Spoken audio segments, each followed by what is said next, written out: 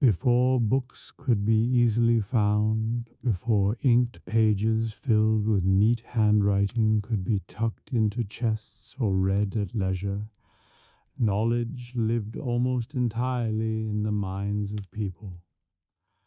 To forget was to lose, to remember was to preserve. The survival of wisdom depended on voices, on stories, and on the fragile strength of the human mind. Around hearths, families gathered in evenings, listening as grandparents told stories of saints, heroes, and ancestors. The crackle of fire mingled with words passed down through generations.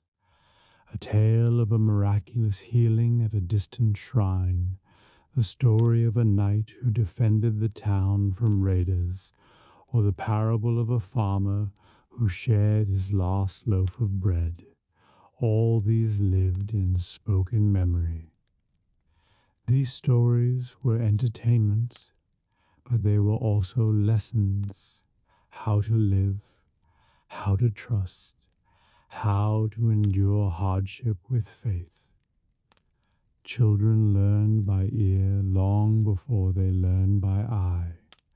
Prayers were recited until lips could form them without falter, songs repeated until voices carried melody without thought.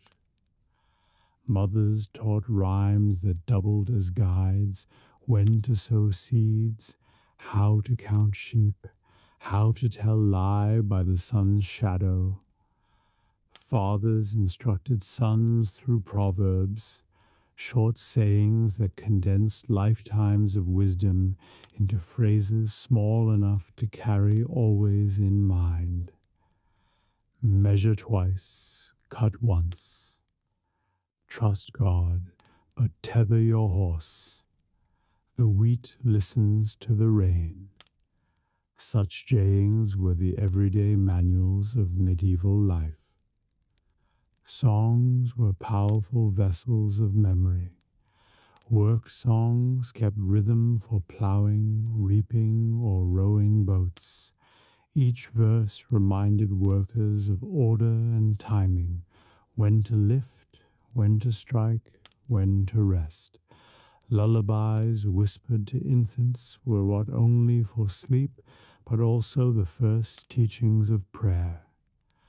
Ballads carried the news of distant battles or great lords' deeds, and once heard, they traveled from mouth to mouth, village to village, spreading memory across regions. A wandering minstrel was as much a living chronicle as he was a source of delight.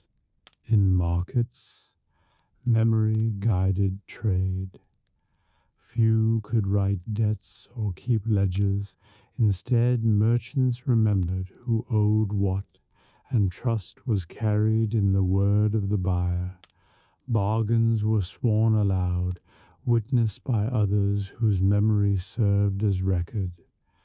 Reputation depended not only on fairness, but on community memory, for to be remembered as dishonest was to lose place in the market forever. In courts, oaths were spoken, binding through memory alone.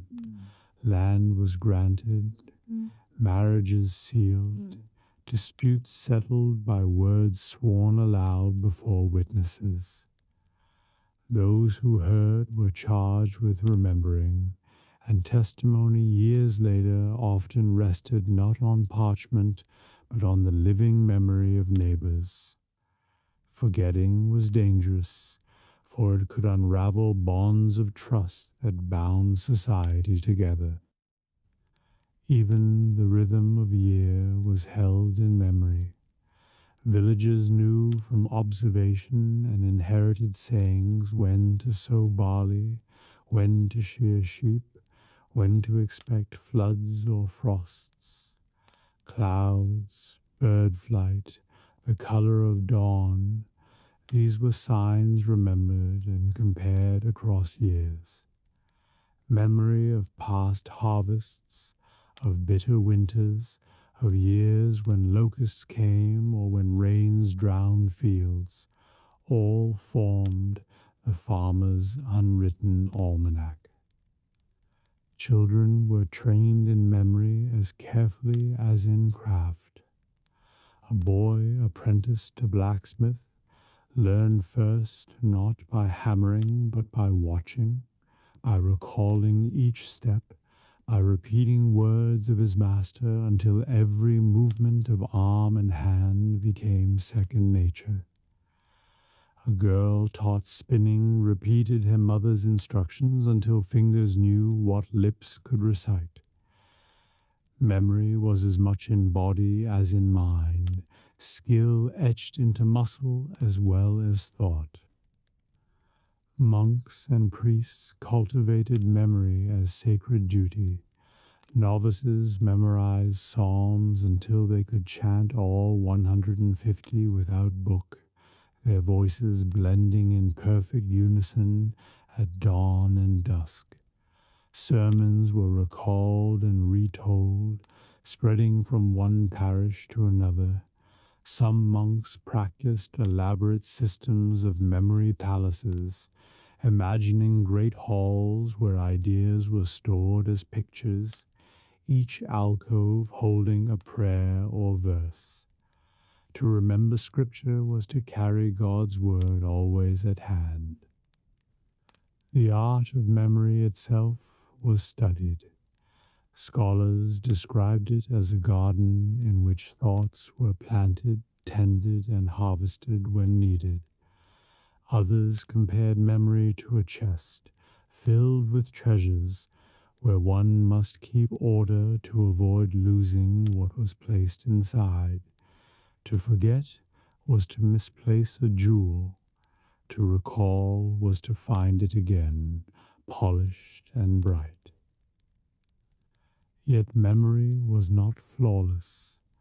Stories changed with retelling, details blurred, and sometimes a tale grew richer or stranger with each voice that carried it. A miracle became more wondrous, a danger more terrible, a hero more noble. In this way, memory was creative as well as preservative, shaping not only what was recalled, but how it was imagined. But the fragility of memory also inspired reverence. To speak aloud was to keep alive. To listen was to honor. To repeat was to preserve. Memory was shared responsibility, binding one generation to the next.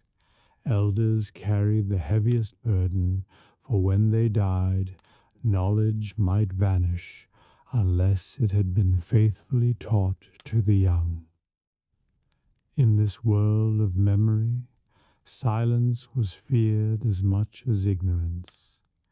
If no one told the old story, if no one sang the old song, it was as though it had never been. Villages guarded their tales, their sayings, their proverbs, for they knew that the living voice was their only archive. And so, before parchment and ink became widespread, before great libraries rose in universities and monasteries, medieval life was sustained by memory. It was not perfect, yet it was alive, passed mouth to ear, heart to heart, across firesides, marketplaces, workshops, and chapels. The world of memory was fragile yet resilient. Fragile because it could vanish in silence. Resilient because as long as one voice remembered, knowledge endured.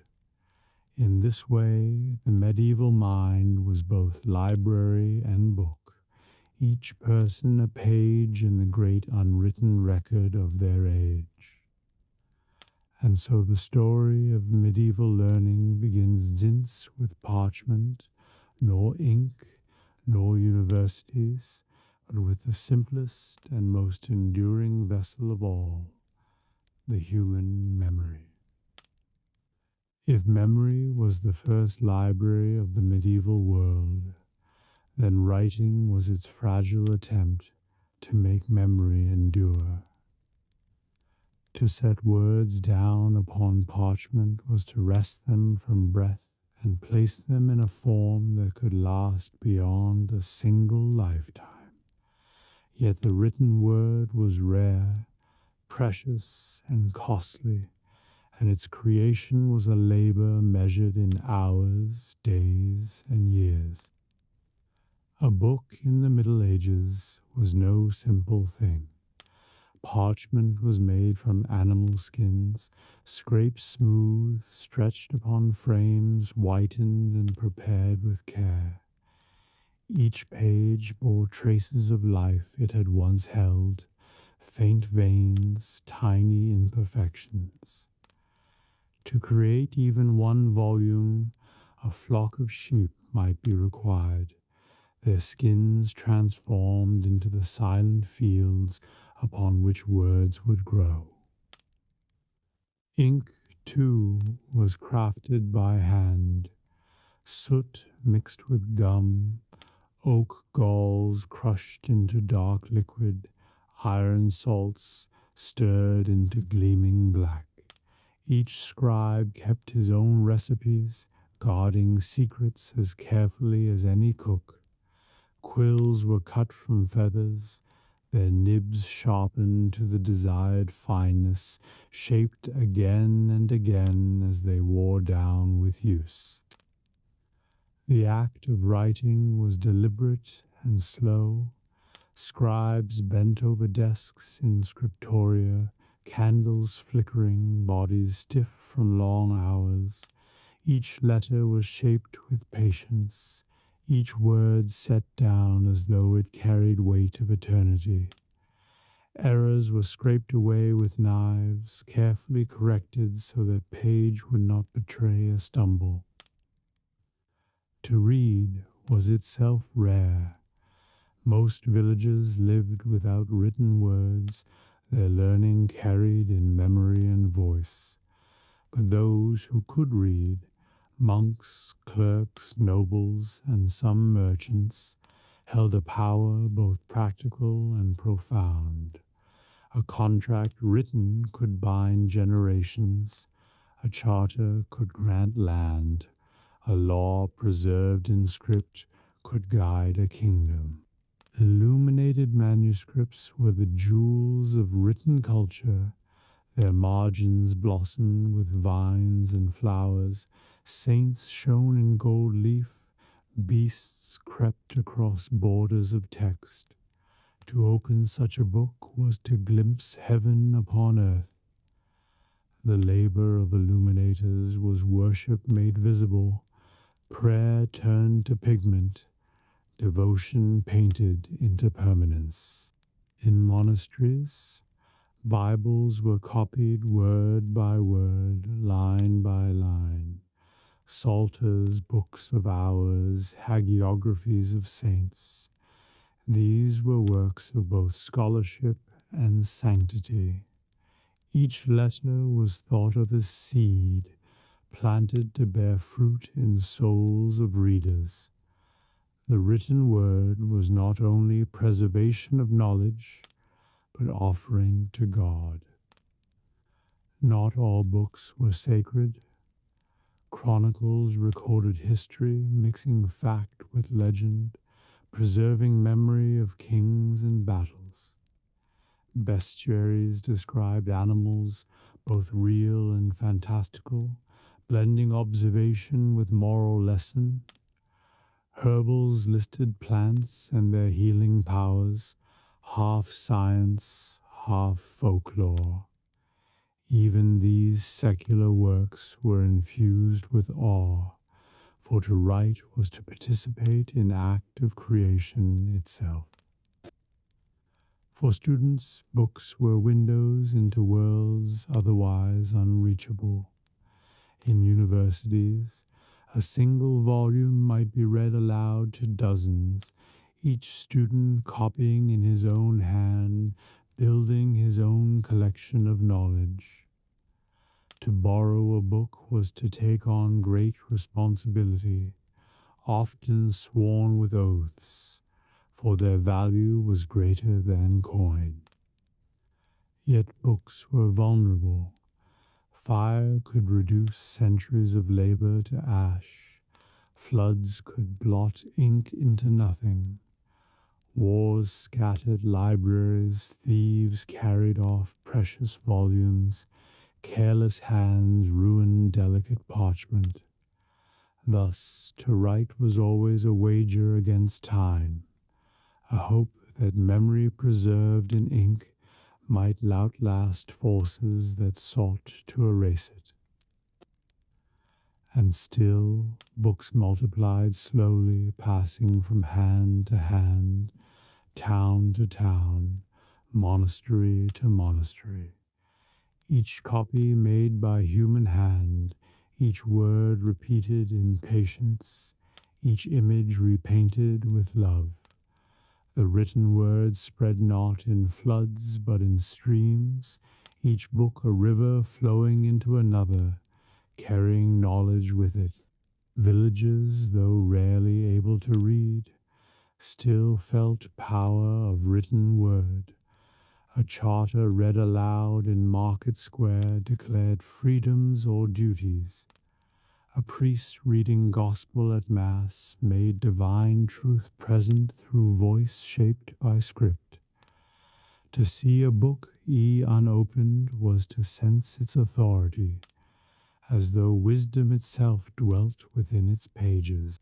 For nobles, books were treasures as valuable as jewels.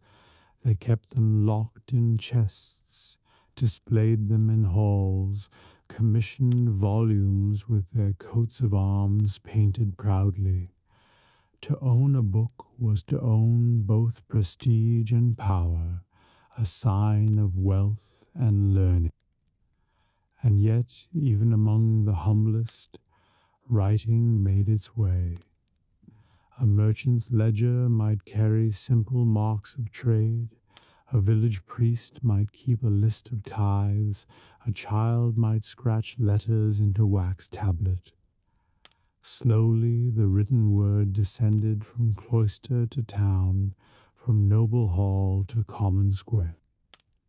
Still, writing remained fragile, dependent on human hands to create, to preserve, to protect. A scribe falling ill could leave work unfinished. A war could scatter manuscripts. A careless candle could undo decades. Unlike memory, which lived in many voices, a book was singular and irreplaceable. To lose it was to lose an entire world. And yet, because of those fragile efforts, knowledge survived. The words of the ancients, carried through centuries, lived again in medieval classrooms. Scripture, copied in monastic cells, reached ears of villagers at Mass. Saints' lives written in Latin inspired painters, sculptors, singers. Written words fed imagination as much as they instructed mind. Thus, in medieval life, the written word was not everyday companion, but rare treasure, fragile as glass, strong as stone. It stood beside memory, not replacing it, but supporting it, giving permanence to what might otherwise vanish in silence. The world of writing was small, yet its echoes were vast. Each page copied, each line illuminated, each book carry on weary mule from one town to another, all contributed to slow building of learning. From these fragile beginnings, a culture of knowledge would rise, shaping centuries to come. And so the story moves from memory carried in voices to words captured on parchment, from the fleeting breath of song to the lasting glow of gold leaf, from fragile human recollection to the written word, enduring yet delicate, foundation of all that would follow. If the written word was fragile, then monasteries became its guardians. Behind cloister walls, among gardens and chapels, monks labored not only in prayer but in preservation. Their scriptoria were workshops of memory made durable, their libraries treasure rooms where knowledge found shelter against forgetfulness and time. The scriptorium was a place of silence. Long wooden desks lined with parchment sheets, quills sharpened to fine points, ink pots glistening in candlelight, monks bent over pages, their hoods drawn close, lips moving in quiet rhythm as they traced words line by line. The scratching of quills was the only sound, a faint music of ink and thought. Copying was no simple task. It demanded patience, clarity, devotion. Each letter had to be shaped with care, each word checked against exemplar. A single mistake could twist meaning of sacred text, and so errors were scraped away with knives, pages mended, lines begun again. To copy was to pray with hands as well as lips. Illuminators worked nearby, adding beauty to endurance. Margins bloomed with vines and flowers. Beasts pranced across pages. Saints stood radiant in gold. Some monks mixed pigments from crushed minerals, from plants, from rare stones. Lapis lazuli from distant lands became heavenly blue, cinnabar a bright red, gold leaf a shimmer of eternity. A book became not only vessel of words, but vision of paradise. Libraries themselves were modest in size, yet immense in meaning. Few held more than a few dozen volumes, some only a handful. Yet each book was priceless, worth as much as fields or houses. To see shelves lined with chained books was to glimpse a treasury greater than jewels.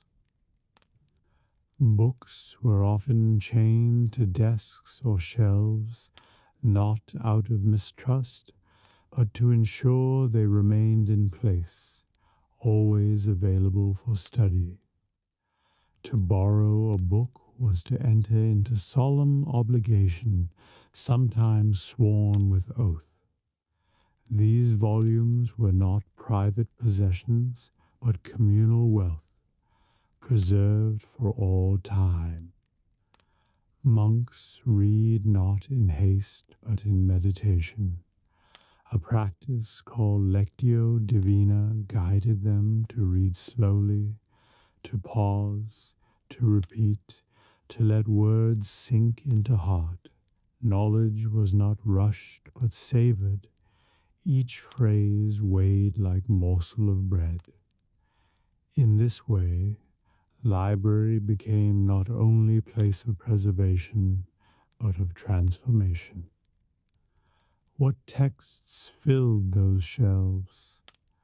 Above all, scripture Bibles copied with reverence, psalters for chanting, homilies of church fathers.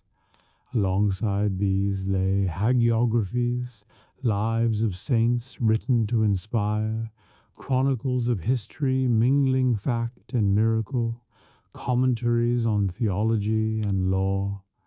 Some libraries held works of medicine, astronomy, or natural law, treasured as glimpses of God's creation. Through monasteries, words of the ancients survived. Latin authors like Virgil and Cicero, philosophers like Aristotle, medical treatises from Galen, all passed through patient hands of monks. Without their toil, much of ancient learning would have vanished forever. The library was not vast hall like those of later centuries, but quiet chamber, its shelves simple, its light dim. Yet in that modest space, the wisdom of ages slumbered, awaiting voices to awaken it. To enter was to step into dialogue with centuries. Monks saw their labor as act of mercy. To copy text was to feed future souls, to preserve knowledge against forgetting, to ensure that even if plague or war struck, truth would not vanish. Their ink was shield against time, their words bridges across generations. Visitors sometimes glimpsed these libraries, nobles who donated lands, scholars who sought rare texts, travelers who carried news of learning elsewhere. To them, the sight of shelves lined with volumes was wonder beyond measure.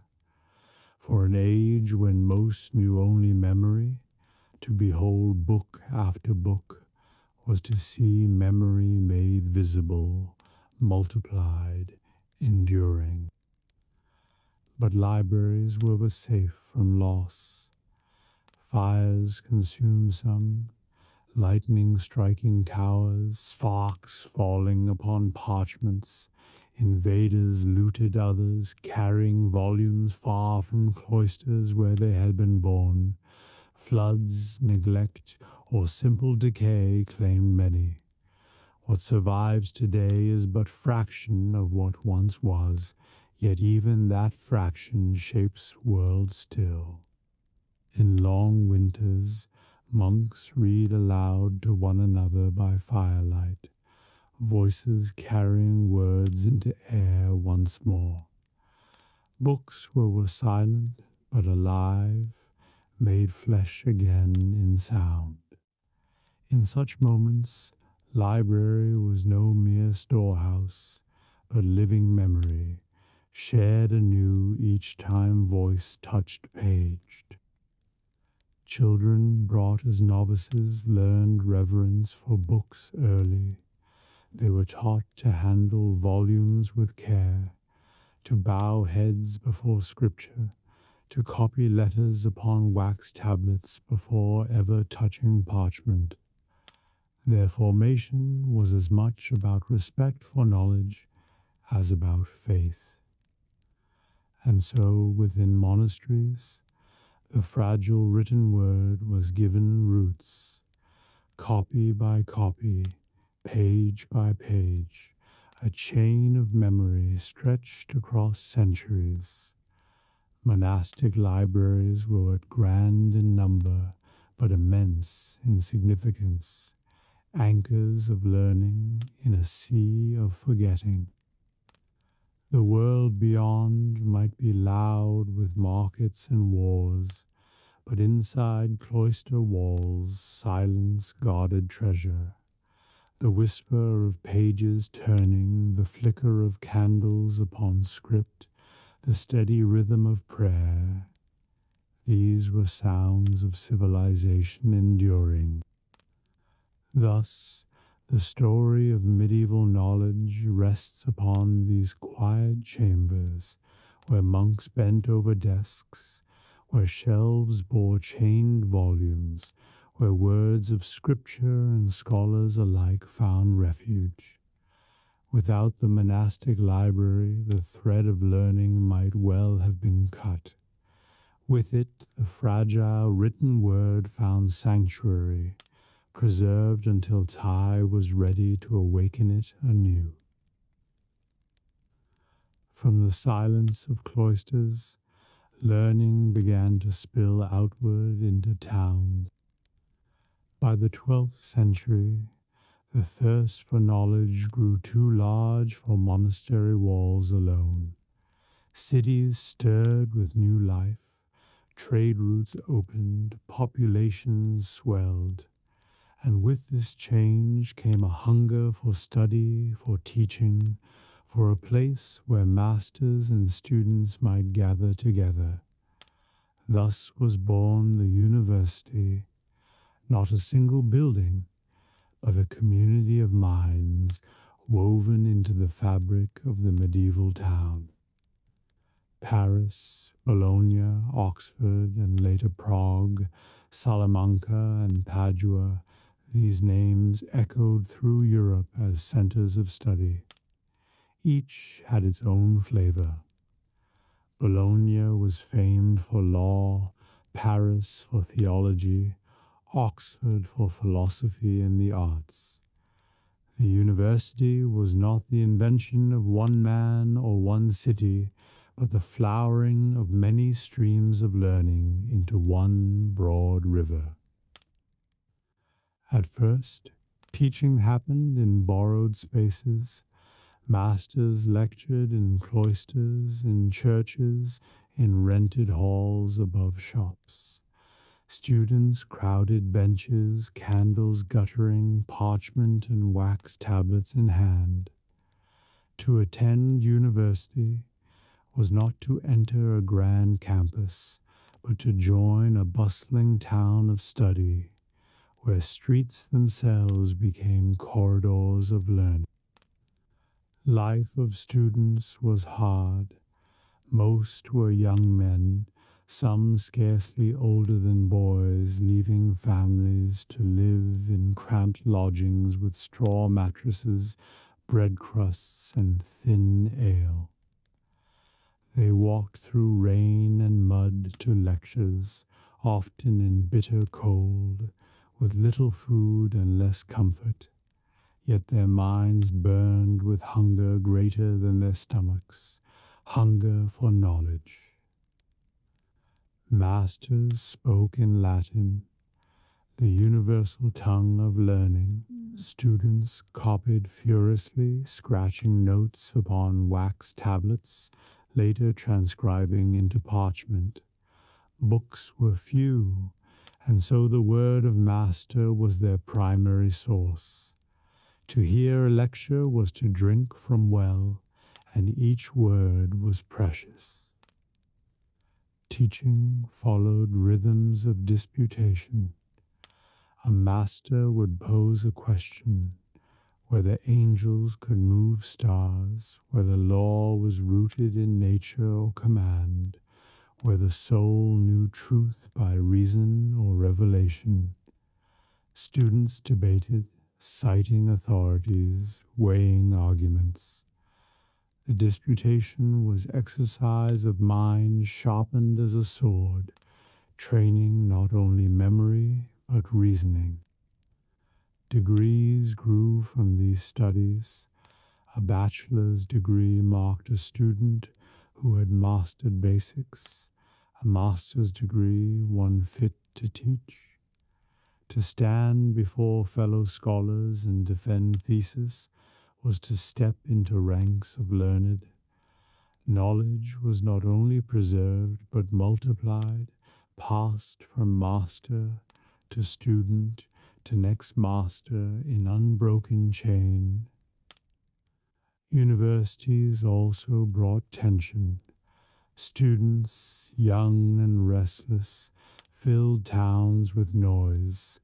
Brawls broke out in taverns, quarrels with townsfolk flared. City authorities sometimes clashed with scholars, leading kings and popes to intervene, granting privileges to universities. A scholar accused of crime might claim benefit of clergy, judged not by town but by church. In this way, universities carved space of independence, guarded by law and patronage. But despite hardships, the allure was strong. From all corners of Europe, youths traveled to join universities, walking miles carrying only satchel and hope. They came from villages and noble halls alike, poor and rich, bound by common desire to learn. Some returned as priests or teachers, others as lawyers or clerks, all carrying spark of knowledge back to their homes. The heart of university was the lecture hall. Imagine it a narrow room with wooden benches, a master seated in high chair, book open before him. He read aloud slowly, commenting line by line, students leaning forward, catching every word, margins filled with notes, abbreviations, crowded pages, each symbol a shorthand for larger thought. The lecture was not dialogue but stream, yet from it rivers of thought flowed. Paris in particular drew attention. Its faculty of theology was called the Queen of Sciences, and masters like Peter Abelard and Thomas Aquinas shaped thought for centuries. Bologna drew student to law, studying Justinian's codes, laying groundwork for modern legal systems. Oxford and Cambridge grew in England, sending graduates into church and crown service. Across Europe, universities blossomed, linked by Latin, nourished by manuscripts, guided by masters. Students lived in nations, groups of fellows bound by common origin. The nation of England, the nation of France, the nation of Germany, each gave mutual support, sometimes rivalries, in taverns, in rented halls, in narrow lanes. Students argued not only over books, but over loyalties. These small nations within universities gave structure, identity, and protection. Yet poverty was constant companion. Many students begged in streets, singing songs for coins, eating crusts of bread.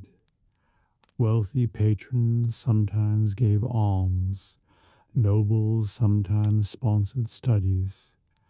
Some students taught grammar to children or copied manuscripts for coin.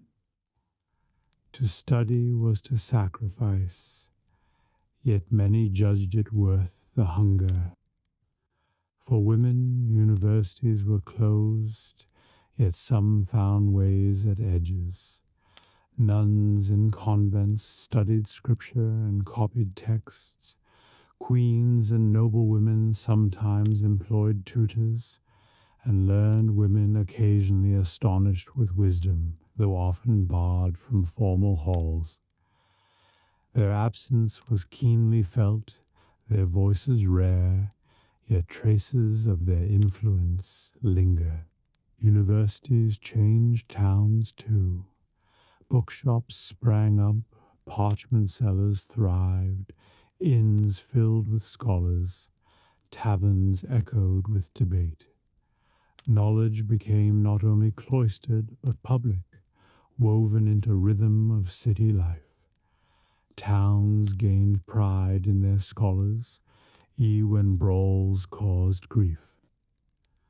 And so the rise of the university marked a turning point. No longer was knowledge only in monasteries. Now it flowed through streets of cities, alive in debates, alive in voices of youth. The written word, fragile though it remained, spread further, carried in satchels, copied in notes, defended in disputations.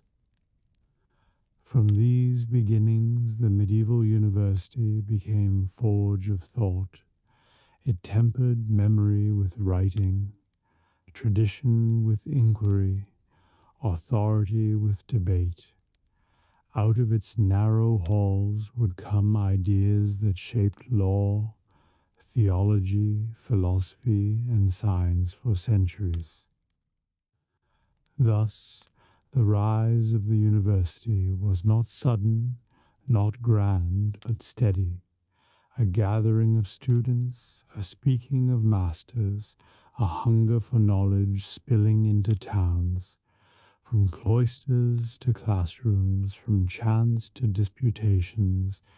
Medieval learning found new form, still fragile, still rare, yet growing stronger with each generation that dared to seek. In the medieval university, knowledge lived not only in books, but in voices. The master was heart of learning, the one whose words carried authority, whose presence gave shape to the studies of his students. He was guide, interpreter, and judge, teaching not only from parchment but from long tradition of thought. To sit at feet of a master was to be bound into chain of wisdom stretching back through centuries. A master's tools were simple: a chair raised above benches, a lectern holding a precious book, and his own memory.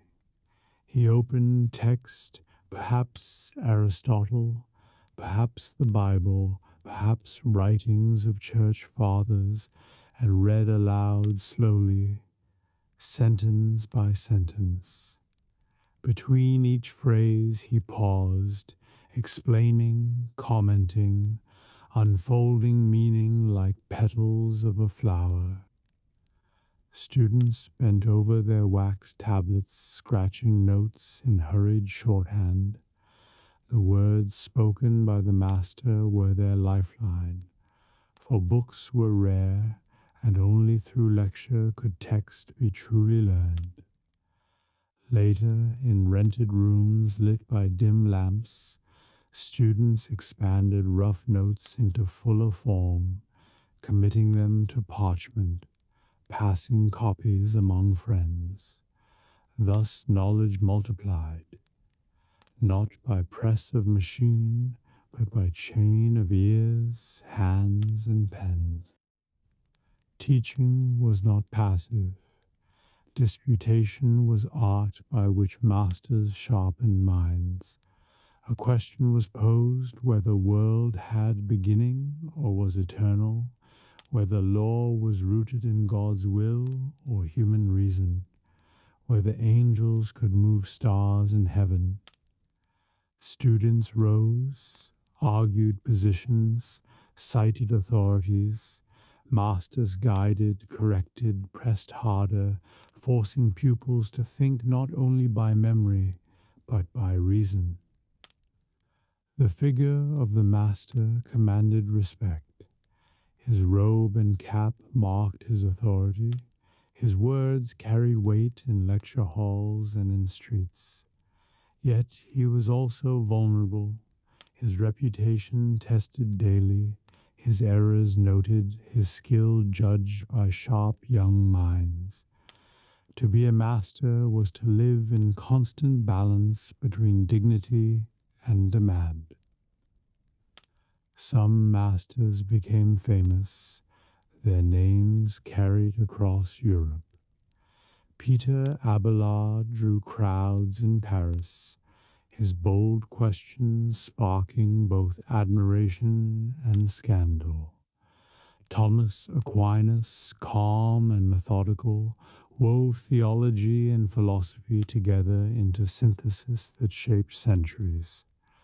Albertus Magnus, teacher of Aquinas, explored natural world with curiosity that made him legend. Their words were repeated long after voices fell silent, copied, debated, cherished. But not all masters were giants.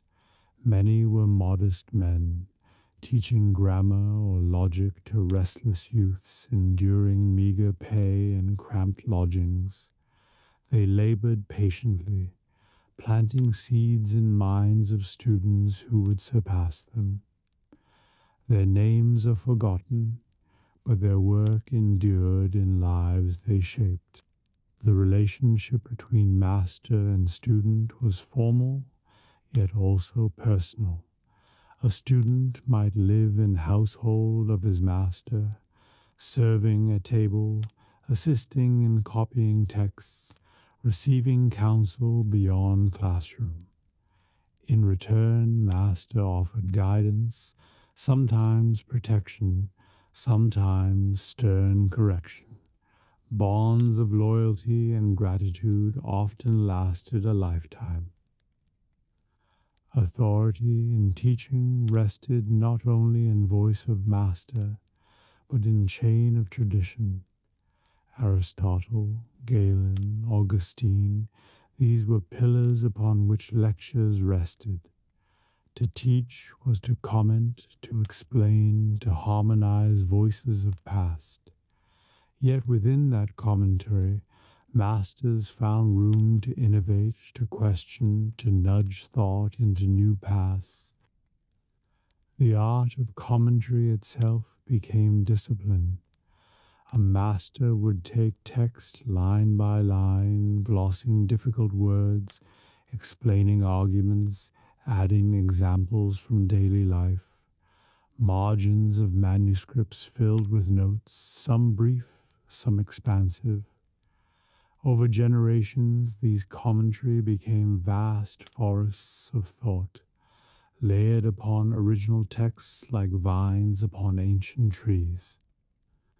Masters were what only teachers, but guardians of orthodoxy. They were charged with ensuring that learning remained within bounds of faith. To stray too far into speculation was to risk censure, or worse. Yet curiosity often pushed boundaries, and disputes over what could be taught filled councils and courts. Masters walked narrow paths between inquiry and obedience. The rhythm of their day was shaped by bells, lectures at dawn, disputations at noon, private tutoring in afternoons, prayers and meals marking hours. Their lives were not of cloister, but they carried similar discipline, ordered, structured, dedicated to pursuit of truth. For students, masters were figures both admired and feared.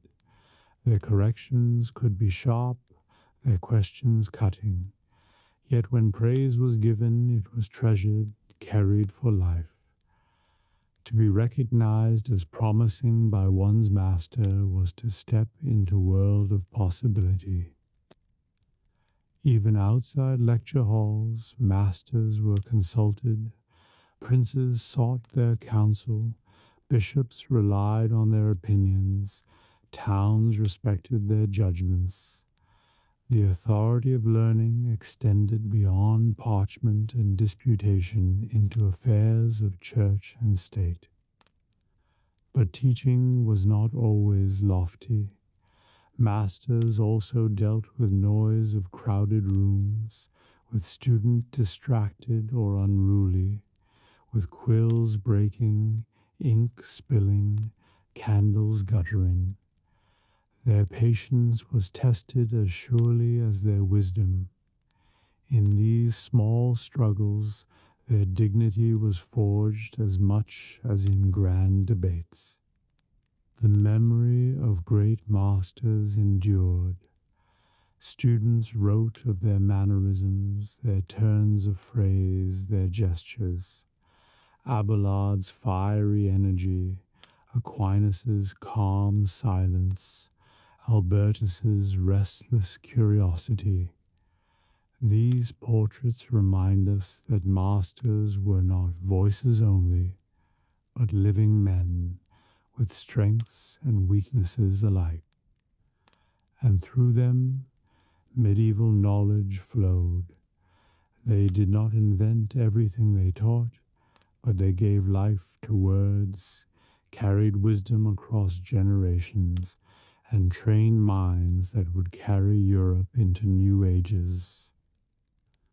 Thus, the master was more than teacher. He was steward of memory, interpreter of books, guardian of faith, challenger of thought, guide of souls. His chair was not throne, but bridge from past to present, from book to mind, from voice to silence that follows when lecture ends. And so, in medieval universities, learning was never silent, never solitary. It was spoken, debated, argued, remembered.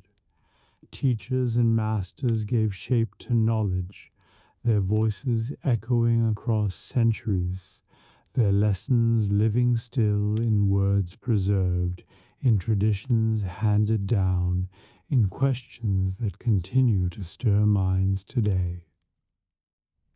For medieval people, the night sky was not empty. It was a vast book written in stars whose letters shimmered above fields and cloisters. To gaze upward was to read signs of seasons, of weather, of fate. Astronomy and astrology were separate sciences, but entwined ways of seeing the heavens as both clock and oracle. Villagers read the sky in simple ways. The rising of certain constellations told them when to plant, when to reap. The phases of the moon guided timing of work. Some seeds sown under waxing moon, others under waning. Shepherds watched stars to mark hours of night. Sailors steered ships by constellations. Peasants looked for omens in comets blazing across heavens. Memory of elders was filled with sayings about stars, passed from generation to generation. But in towns and monasteries, scholars studied sky with greater discipline. They drew charts of constellations, calculated movements of planets, measured shadows cast by sun. From Arab scholars they inherited astrolabes, instruments of brass and cunning design that could show hour, position of sun, rising of stars. To hold such an instrument was to hold miniature sky in hand. Monks marked hours of prayer by movement of sun and moon. Towers held sundials, cloisters had gnomons, and careful records of solstices and equinoxes were kept to fix the calendar of feasts. Easter in particular required calculation, for it was tied to spring equinox and full moon. Thus, astronomy served liturgy as much as agriculture. Yet the stars were more than measures of time. They were believed to influence human lives. A man's temperament, a woman's fortune, a child's fate, all thought to be shaped by stars under which they were born. Physicians studied astrology alongside medicine, believing balance of humors tied to movement of planets. To cast a horoscope was to glimpse hidden threads weaving destiny. University masters debated this constantly. Some condemned astrology as superstition. Others defended it as natural science, rooted in order of creation. Thomas Aquinas himself allowed that stars might incline but not compel, shaping tendencies without erasing free will. The heavens were lawful, yet man remained free to choose. Nobles often kept astrologers at court. Kings sought advice before battles, queens before births, merchants before great ventures.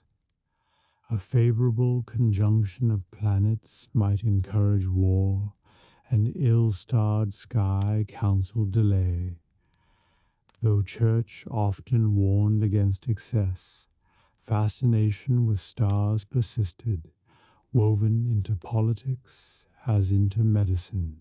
Manuscripts of astronomy and astrology abounded. Some contained tables of planetary positions, others illustrated constellations with beasts, heroes, maidens. To open one was to glimpse cosmos on parchment, lions leaping across margins, scorpions curling tails, Aquarius pouring eternal streams. Monks copied these with same care as psalters, for they believed to know heavens was to know God's order. Legends grew around comets and eclipses. A comet was omen of death of kings, a solar eclipse a shroud of heaven. Chronicles recorded such events with awe and fear. Villagers gathering in fields to watch sky darken at noon, hearts trembling as stars appeared in day. To them heaven spoke directly, and wise men strained to understand. For ordinary people, the night sky was constant companion. After days of toil, they stepped outside cottages, looked upward, and saw a vast canopy. No lamp drowned stars, no smoke dimmed constellations. The Milky Way stretched across sky, known as Road of Souls, path to heaven. Such sights filled hearts with wonder, fear, and comfort, all mingled together. Children learned stars as part of growing. Shepherd boys knew Pleiades, sailors learned North Star, farmers watched Orion rising. To point at constellations was to speak both of work and of story, for every star had tale, hunter, dragon, maiden, saint. Sky was not silent, but full of memory and myth. Astrological almanacs became popular guides. These small books, sometimes crude, listed favorable days for planting, for bleeding, for marriage. Villagers trusted them. Physicians consulted them. Priests warned against them, yet sometimes read them too. The blending of faith and superstition, science and story, was constant in medieval stargazing. In monasteries, sky-inspired contemplation. Psalms spoke of heavens declaring glory of God, of stars set in place by his hand. Monks looked upward and saw order, harmony, perfection, a mirror of divine will. To study stars was to read second scripture, world itself as book. But not all agreed. Some feared astrology as arrogance, man presuming too much. Councils condemned certain practices, forbidding divination of future by stars, yet they allowed calculation of type, navigation, study of heavens as creation. The line was thin, often crossed, always debated. Still, fascination endured. A peasant pointing at comet, a monk marking equinox, a king consulting astrologer, all shared same awe of sky. It was vast, mysterious, and close, for though distant, It touched every life. Crops grew by its light, journeys steered by its constellations, prayers timed by its rhythms. Thus, knowledge of stars was both humble and grand, humble in that it guided daily bread, grand in that it promised glimpse of destiny. To look upward was to see both plowman's guide and philosopher's puzzle, sailor's compass and theologian's wonder.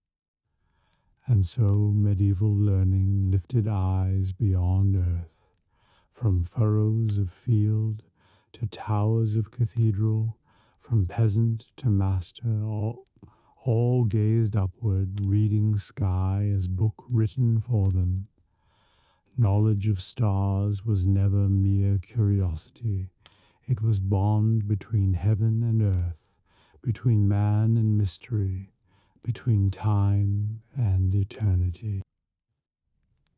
If stars were read to guide life, then books of medicine were written to preserve it.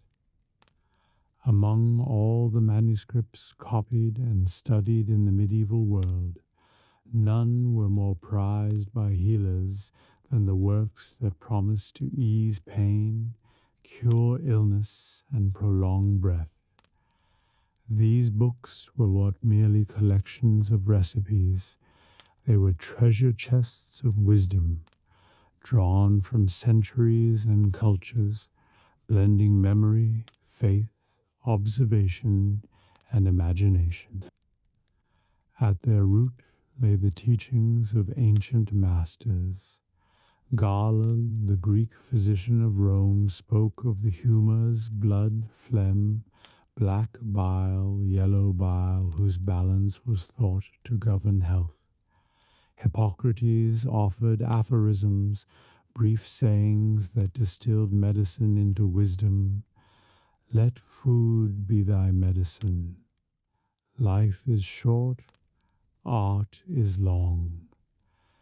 These words echoed across centuries, carried in manuscripts that monks copied with reverence. From the Arabic world came fresh knowledge.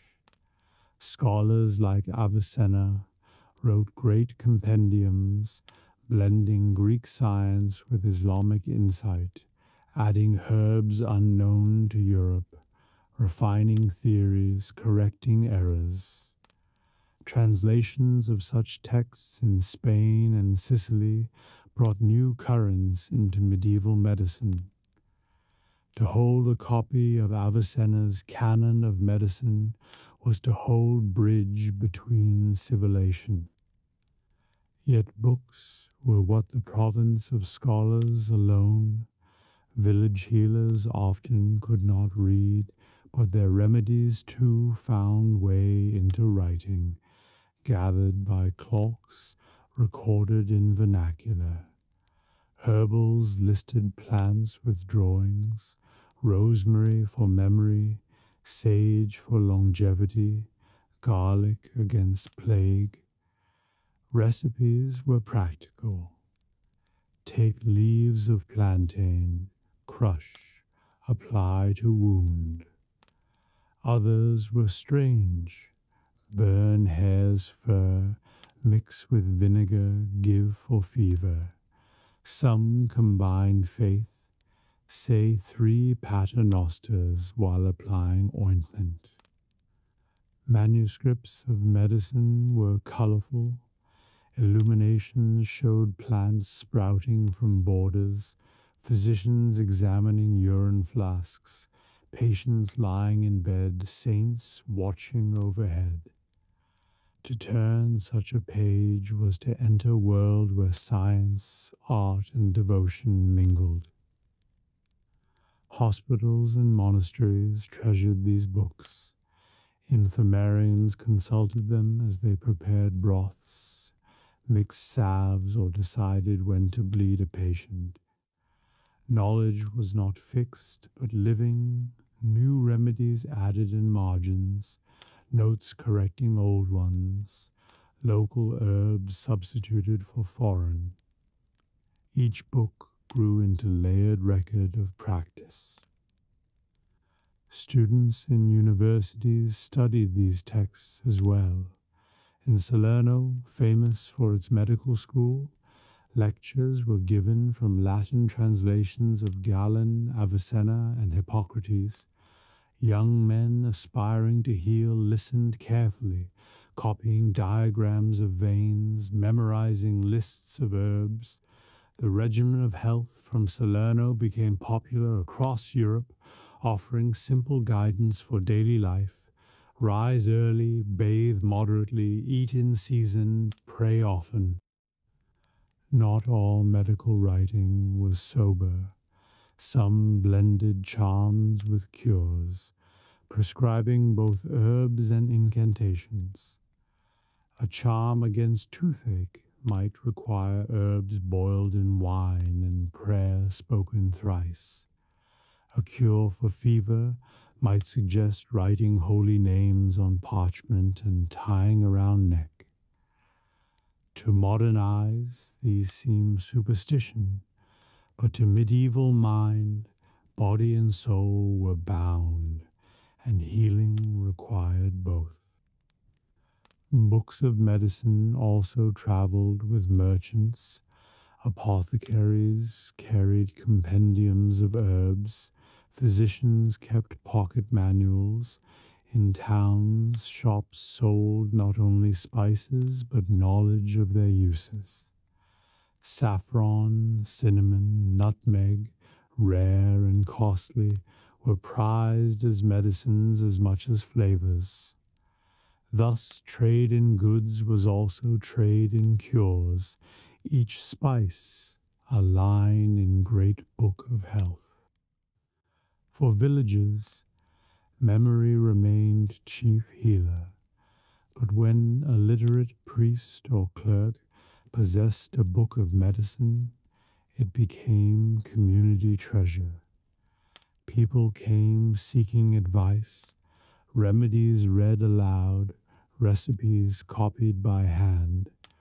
Words themselves seemed to hold power, and to hear a cure read from parchment gave faith in its strength. Even kings valued such texts. Royal libraries held compendiums of medicine. Physicians at court consulted them before advising rulers. Some kings commissioned translations, eager to bring learning of distant lands into their own halls. A ruler's health was matter of state, and books of medicine were weapons against mortality. And yet, despite all care, cures often failed. Fevers raged, wounds festered, plagues swept through. Books could not halt death, only offer hope, guidance, and sometimes comfort.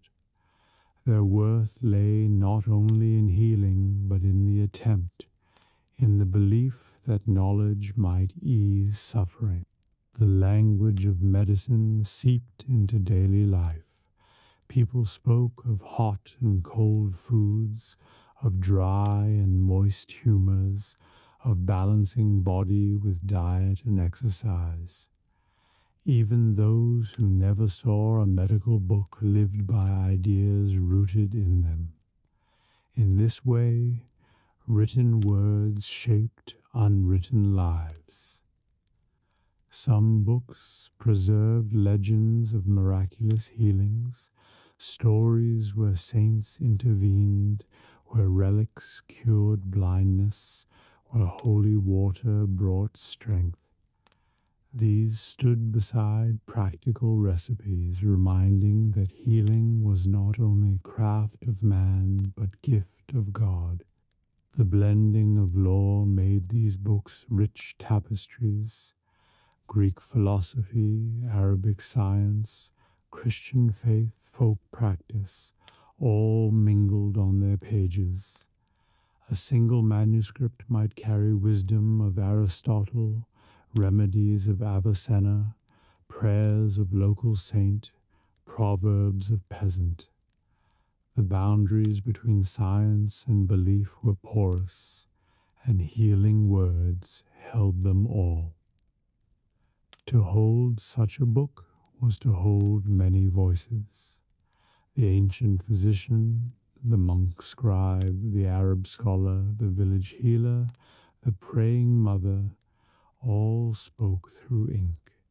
In their convergence lay medieval medicine, fragile yet enduring, flawed yet full of hope. Thus, books of medicine were more than tools. They were symbols of hope, treasures of knowledge, bridges across cultures. They did not always cure, but they always testified to human desire to heal, to ease suffering, to resist silence of death. And so healing words joined healing herbs, written knowledge joined spoken memory. Parchment carried burdens of pain as surely as any hand. In libraries, hospitals, monasteries, and markets, books of medicine whispered promises that knowledge, though fragile, might yet give comfort, might yet preserve life, might yet carry healing into future. Not all knowledge was bound in parchment. Much of the medieval world's wisdom lived in hands, in gestures, in movements repeated 1,000 times until they became second nature. This was the knowledge of craft, of guild and workshop, of apprentice and master. It was not written in books, but hammered on anvils, woven on looms, carved in wood, and mixed in vats. A child entering apprenticeship began a new life. He left his family, sometimes at age 12 or younger, and was entrusted to a master. The bond was solemn. The boy promised obedience and diligence. The master promised training and protection. For 7 years or more, the apprentice would live in his master's house, eat at his table, sleep under his roof, and watch his every movement at work. Learning began with eyes. An apprentice watched how the master held his hammer, how he measured cloth, how he mixed pigments, how he set bones or shoed horses. Then came imitation. Clumsy hands guided, corrected, forced to repeat until motions became fluid. The master spoke little at times. Instruction came through repetition, through sharp correction, through slow mastery. Guilds oversaw this learning. Each trade, blacksmiths, weavers, masons, bakers, coopers, had its guild, a brotherhood of craftsmen bound together. Guilds set rules of training, ensuring apprentices were taught properly, preventing false masters from cheating, maintaining honor of craft. They were schools without books, but with order and discipline as fair as any university. Knowledge was guarded closely. Recipes for dyes, proportions for alloys, secrets of brewing or glassmaking, these were shared only within guild, passed from master to apprentice, never written for outsiders. To betray secrets was to betray family, punished harshly. Thus each craft held its mysteries, known only to those who bore its tools. Journey then carried learning further. After years as apprentice, a young craftsman became journeyman, free to travel, To work under different masters, to see new towns. His learning grew with each workshop, each set of tools, each method observed. Journeymen carried knowledge across regions, weaving Europe together in silent network of craft. Masters stood as teachers and judges. To become master, a craftsman had to produce a masterpiece, a work showing skill worthy of guild, a chest carved with precision, a sword balanced perfectly, a cloth woven with flawless pattern. Only when guild judged it worthy could craftsman open his own shop, take apprentices, join ranks of masters. Thus, learning flowed forward in endless chain. Craft knowledge shaped cities. Stone masons raised cathedrals, their geometry traced not in books, but in chalk lines on boards, in memory of angles, in whispered formulas passed along scaffolding.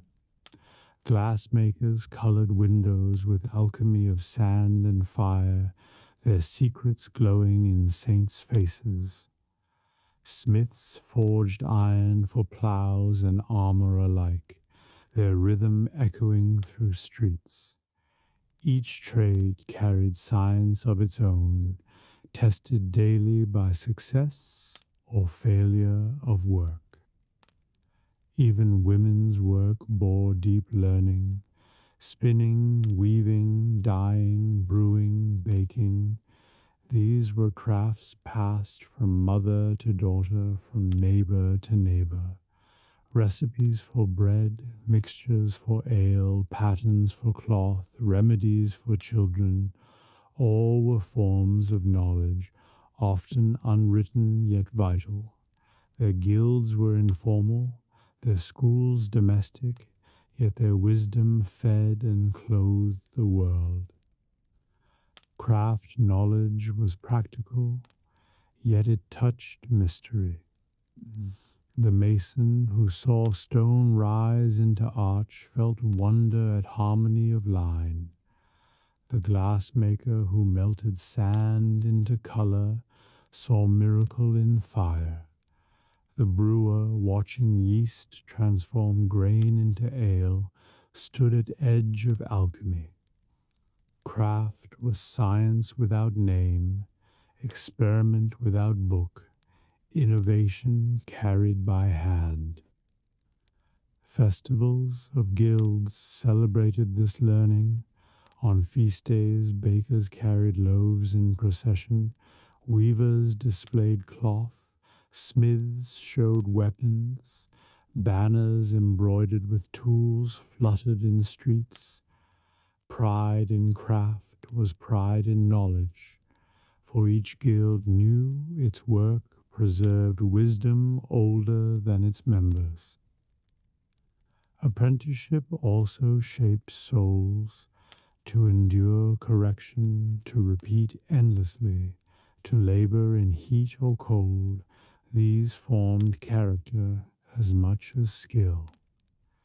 Patience, diligence, humility, and pride were all taught by craft. Learning through craft was education of whole person, shaping not only hands but heart.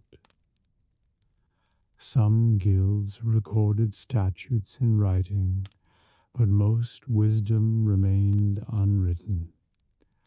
A guild might say how many apprentices a master could take, what price bread should be sold, how journeymen should be paid, yet how to temper steel, how to weave strong cloth, how to carve lifelike face, these were never inked. They lived only in living chain of teaching. Craft also had spiritual side. Many guilds placed themselves under patron saints. Saint Luke for painters, Saint Eligius for smiths, Saint Crispin for shoemakers. Prayers opened meetings, candles burned before altars, masses celebrated feast days, work was sanctified, knowledge blessed, craft seen as gift from God. Journeymen's travels spread culture as well as skill. A mason from France might work in England, a weaver from Flanders in Italy. They carried not only tools but songs, tales, habits, fashions. Knowledge of craft mingled with knowledge of world, enriching both. For peasants outside guilds, craft knowledge was humbler but no less vital. A farmer knew how to mend harness, how to sharpen blade, how to build fence. He might not belong to guild, but his memory carried practical wisdom, shared in village, passed in field. Learning through craft was not only urban but rural, binding countryside as surely as city. And so medieval knowledge was not confined to universities or monasteries.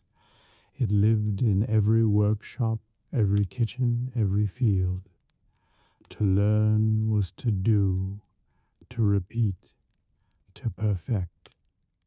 Knowledge of craft was not stored on parchment, but embodied in living chain of masters and apprentices, mothers and daughters, journeymen and guild brothers.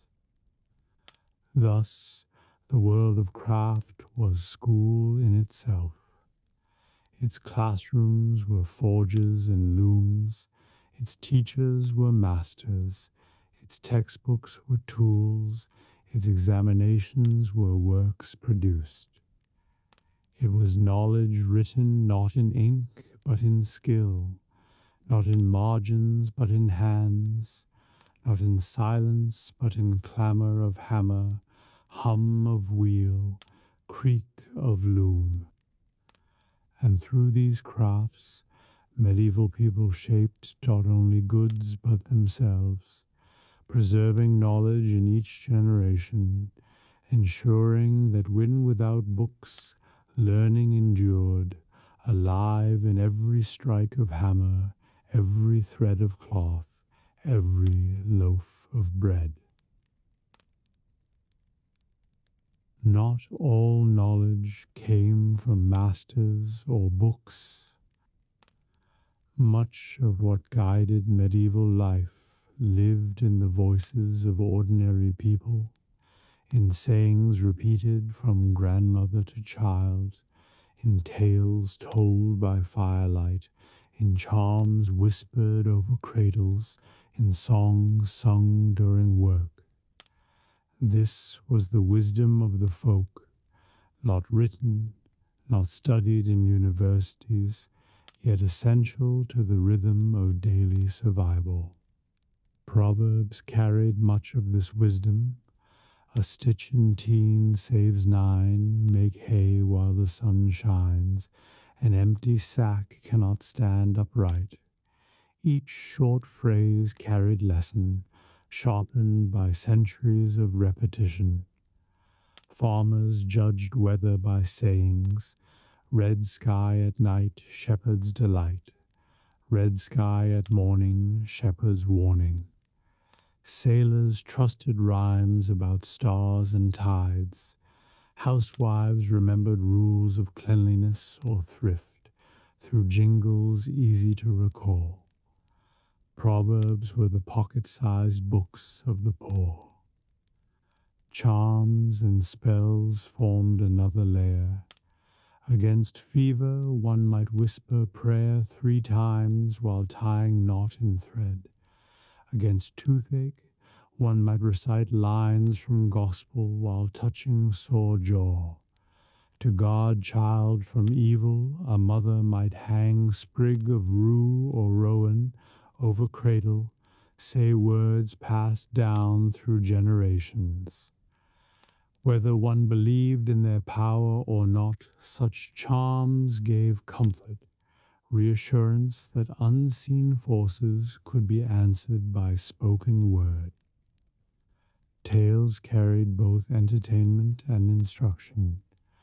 A story of clever peasant outwitting greedy lord taught humility to the proud and hope to the poor. Fables with talking animals, foxes, wolves, crows, hares, mirrored human virtues and vices. Fairy tales spoke of dangers in woods, of trolls beneath bridges, of witches in cottages, warning children to beware. Legends of saints reminded listeners that holiness could appear in ordinary villages, miracles performed by faith as simple as bread. Songs preserved memory. Work songs set rhythm for harvest, each verse a reminder of steps. Ballads carried news of battles fought, of kings fallen, of lovers betrayed.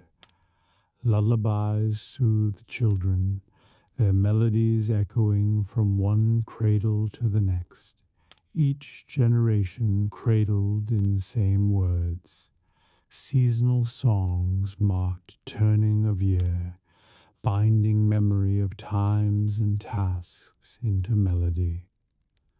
Folk medicine lived in their oral world too. Knowledge of herbs was shared in whispers and proverbs. Eat leeks in March and live all year. Nettle in, dock out, dock rub nettle out. Remedies were taught through rhyme, easy for memory to hold. Women at hearths, shepherds in fields, hunters in woods, all carried lore of plants, weather, animals. Much was practical, some fanciful, all valuable to those who had little else. Superstitions wove through daily life. To spill salt was bad luck, unless pinch was thrown over shoulder. To see magpie alone was omen of sorrow, but two brought joy. A horseshoe nailed above door kept evil away. These beliefs were memory's armor against uncertainty, shaping actions in ways both serious and playful. Folklore also preserved history. Tales of old battles, of kings long dead, of ancestors' deeds were repeated until they became part of village identity. Not all details were true, but truth of spirit endured. Bravery honored, betrayal shamed, loyalty praised. Memory held not only fact, but meaning, shaping community's sense of self. Festivals brought folklore to life. On Midsummer's Eve, fires were lit. Youths leapt flames, songs sung to chase away evil. On All Hallows, villagers carved turnips, told ghost stories, believed dead walked among living. At Christmas, carols blended holy joy with old pagan echoes of greenery, wassail, and feasting. These customs bound community to cycle of year, each act a memory reenacted. Storytellers had special place. Some were wandering minstrels, carrying songs and tales from town to town. Others were elders, keepers of memory, honored for wisdom and humor. Children crowded near them, eyes wide, while adults listened too, finding old truths refreshed in familiar tales. To tell story was to feed imagination, to bind people together. Even courts of law listened to folklore. Witnesses swore oaths not only on scripture, but sometimes by invoking local saints or repeating traditional words. Judges heard appeals framed in proverbs, peasants defending themselves with sayings older than the law itself. Folk wisdom and formal authority mingled, never entirely separate. Folklore guided relationships with natural world. Hunters repeated charms before entering forest. Fishermen recited prayers before casting nets. Farmers left offerings at field edges, murmuring thanks to earth. Rivers, trees, stones, all held memory of stories said to be haunted or blessed. Such beliefs shaped behavior, teaching reverence as much as fear. And though much of this lore was unwritten, church sometimes preserved fragments. Priests wrote down charms, sometimes condemned them, sometimes tolerating. Monks included proverbs in chronicles. Collectors of tales, centuries later, found echoes of medieval words still alive in villages. Oral tradition outlived kings and wars, carried in memory long after parchment decayed. Thus, folklore and popular wisdom were what lesser forms of knowledge. They were daily guides, practical and spiritual, teaching how to live, how to endure, how to hope. They gave voice to people without books, preserved culture across generations, and bound communities in shared memory. In the great story of medieval learning, these voices must not be forgotten. For though universities debated Aristotle, though monasteries copied Augustine, it was the sayings of mothers, the songs of shepherds, the charms of grandmothers, the tales of storytellers that shaped daily life. Knowledge in Middle Ages had many forms, and among them folklore was the most democratic, belonging to all, preserved in all, shared by all.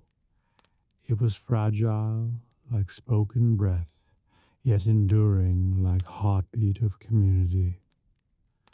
And so, in the medieval night, when villagers gathered round fires and children leaned against their mothers, wisdom flowed not from parchment, but from lips. Proverbs, songs, charms, and tales, all whispered truth, all carried memory, all taught what books could not. The medieval mind lived close to nature. Fields, forests, rivers, and skies were once distant objects of study, but daily companions. To know the natural world was to survive, to worship, to marvel, and sometimes to fear. Knowledge of plants, beasts, and lands was gathered in books, painted in manuscripts, sung in songs, and remembered in the rhythms of life. Herbals were among the most beloved manuscripts. They listed plants with descriptions of their shapes, their seasons, their virtues. Some pages showed careful drawings, green leaves curling across parchment, roots twisting into knots, blossoms painted in vivid reds and blues. Beside image, scribe wrote uses: fennel for eyesight, sage for memory, garlic against plague. These books were guides, both scientific and mystical, carried into monasteries, hospitals, and noble households. Mysteries were stranger still. They described animals not only as creatures of flesh, but as symbols of virtue and vice. The lion, it was said, slept with eyes open, a figure of Christ. The pelican pierced its breast to feed young with blood, symbol of sacrifice. The fox, cunning and sly, warned against deceit. Real animals mingled with imagined ones, unicorns whose horns purified water, phoenixes rising from ashes, dragons coiled in caves. To medieval readers, truth of beast lay not only in body but in meaning. Knowledge of animals came also from daily life. Shepherds knew habits of sheep, hunters studied tracks of deer, falconers trained hawks to strike, fishermen read rivers knowing where eels hid, where salmon leapt, farmers observed crows and worms, signs of harvest and soil. This knowledge was practical, unwritten, yet woven deep into survival. But when written, natural lore became tapestry of fact and fable.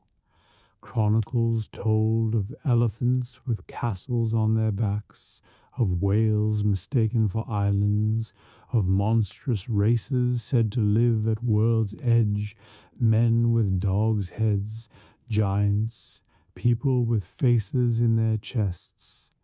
Travelers brought tales, scribes copied them, imagination mingled with truth. For medieval mind, boundaries of known world shimmered with marvels. Maps reflected this vision. They were not only guides of land, but images of cosmos. Jerusalem often placed at center, east at top, paradise drawn as garden. Continents spread like petals of flower, seas filled with ships and sea monsters, margins crowded with marvels. To look at map was not only to see where one was, but where one stood in creation. Calendars, too, joined natural world with time. They marked months with labors, sowing in March, haymaking in June, harvest in September, slaughter in November.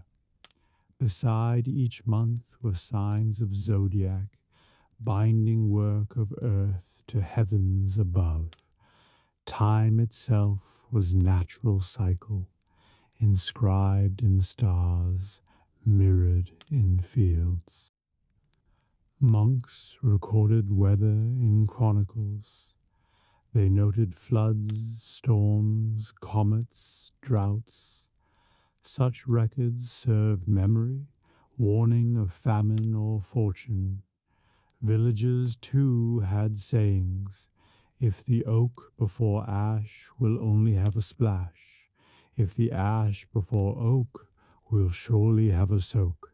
Each rhyme was piece of meteorology, tested by years, preserved in speech.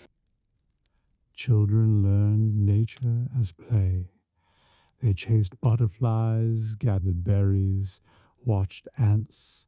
They were taught which mushrooms to eat, which to avoid, which herbs to pluck, which to fear.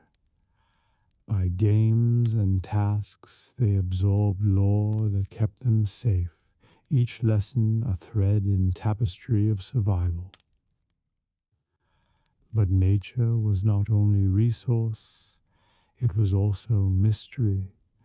Forests whispered with danger and wonder, rivers gleamed with spirits, wells with blessings or curses. Stones were said to carry virtues. Amethyst warded drunkenness, emerald brought clarity, sapphire healed eyes. Such beliefs mingled with scripture, for God was seen as having written his will into creation. To read nature was to read another book. Scholars debated natural philosophy, asking why plants grew, why stars moved, why bodies aged. Some followed Aristotle, explaining causes. Others blended observation with allegory. To them, every plant and beast held meaning, every phenomenon revealed truth. They didn't divide science from symbol. Both were faces of same reality. Yet learning was not only in books. In villages, old women showed children which leaves eased burns, which bark cured cough. Hunters taught sons how to track boar. Fishers showed daughters where nets must be cast. Knowledge of natural world was breathed, not read, embodied in life itself. Even festivals reflected nature's wisdom. Harvest feasts gave thanks for earth's bounty. Candlemas blessed candles to carry through dark months. St. John's Eve saw fires leaping into sky, celebrating sun's power at midsummer. Each holy day mirrored turning of seasons, blending faith with nature's rhythm. Medieval people saw no sharp division between natural and supernatural. A storm might be wrath of God, a healing herb his mercy, a strange beast his wonder. To know nature was to know God more fully. Thus monks, peasants, scholars, and children alike looked outward with reverence, curiosity, and fear. The natural world was teacher, companion, and mirror. It gave bread and death, comfort and peril, beauty and terror. To learn it was to survive, but also to glimpse eternity. Thus, knowledge of natural world was vast tapestry, practical threads of farming and fishing, bright colors of bestiaries and myths, deep patterns of theology and philosophy. It was not precise by modern measure, but it was rich, symbolic, and alive, shaping how medieval people saw themselves and their place in creation. And so, in Middle Ages, to step outside one's door was to enter book of nature. Each tree, bird, star, and stone was a page, each season a chapter. To live was to read, to work was to study, to pray was to interpret. In fields and forests, rivers and skies, medieval souls found both survival and meaning, both science and story, both earth and heaven joined as one. In the medieval world, knowledge was both treasure and danger. To learn was to approach mystery, to seek order in God's creation, to deepen faith. Yet curiosity could also stray beyond safe bounds, leading into shadows where church and crown grew wary. Some books were guarded, some ideas forbidden, some questions silenced. For knowledge could heal, but it could also wound. The church stood as guardian of truth. Councils defined which writings were holy, which teachings safe, which errors must be condemned. To stray from orthodoxy was to risk being branded heretic, a word that carried not only shame but peril. For in a world where faith shaped every breath, false teaching was seen not as private error, but as poison to souls. Yet curiosity didn't vanish. Students in universities debated fiercely, sometimes pressing beyond boundaries. Could world be eternal, as Aristotle seemed to suggest? Could reason alone discover truths of faith? Was motion of stars caused by angels or by nature itself? Questions piled upon questions, and some masters dared to voice answers that unsettled authorities. Books themselves could be forbidden, certain texts of astrology, magic, or pagan philosophy were condemned, locked away, or destroyed. Others were allowed only with commentaries to tame their power so reader would not stray. The index of prohibited writings came later, but in Middle Ages lists of banned books circulated. To possess such a work was to flirt with danger. Yet danger drew seekers.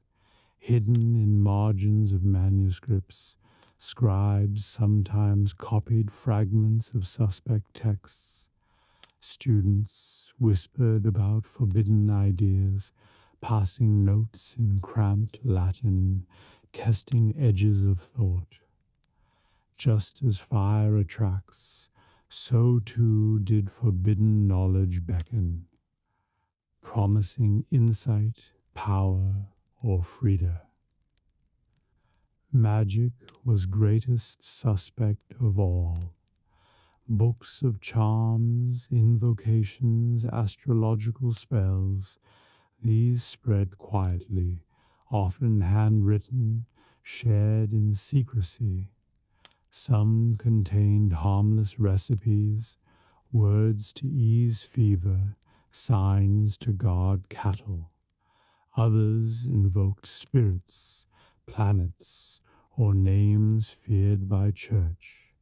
Authorities condemned them as superstition or worse, yet they persisted, carried by hope and fear alike. Stories spread of scholars who dabbled too far. Legends told of men who summoned demons for knowledge, who bartered souls for power, who read books that should remain closed. These tales warned against pride, against hunger that exceeded faith.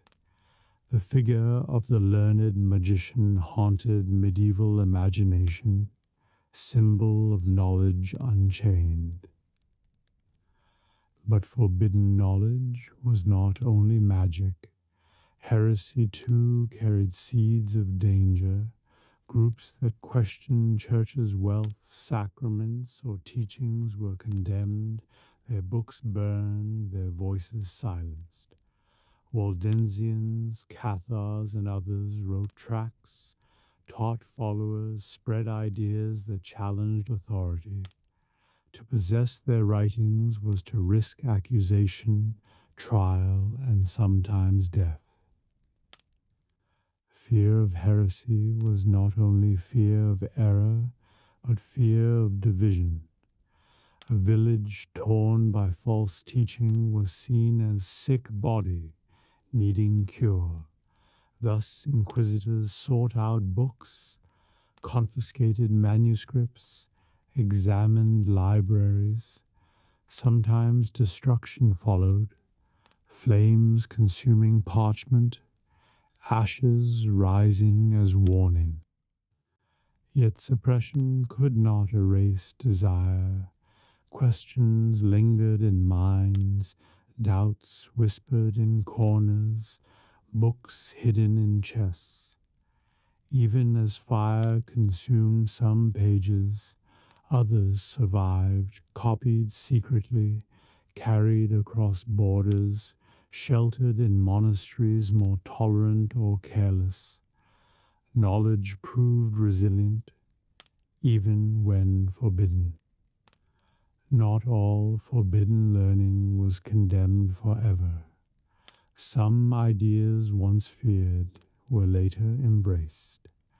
Aristotle's philosophy, at first suspect, became pillar of scholastic theology once carefully tamed.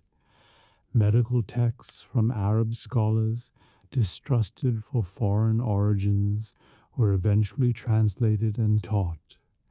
Boundaries of safe knowledge shifted, drawn and redrawn with time. For ordinary people, forbidden knowledge often meant charms, tales, or practices frowned upon by priests. A woman tying herbs to cradle, a farmer muttering rhyme at plough, a healer whispering spell.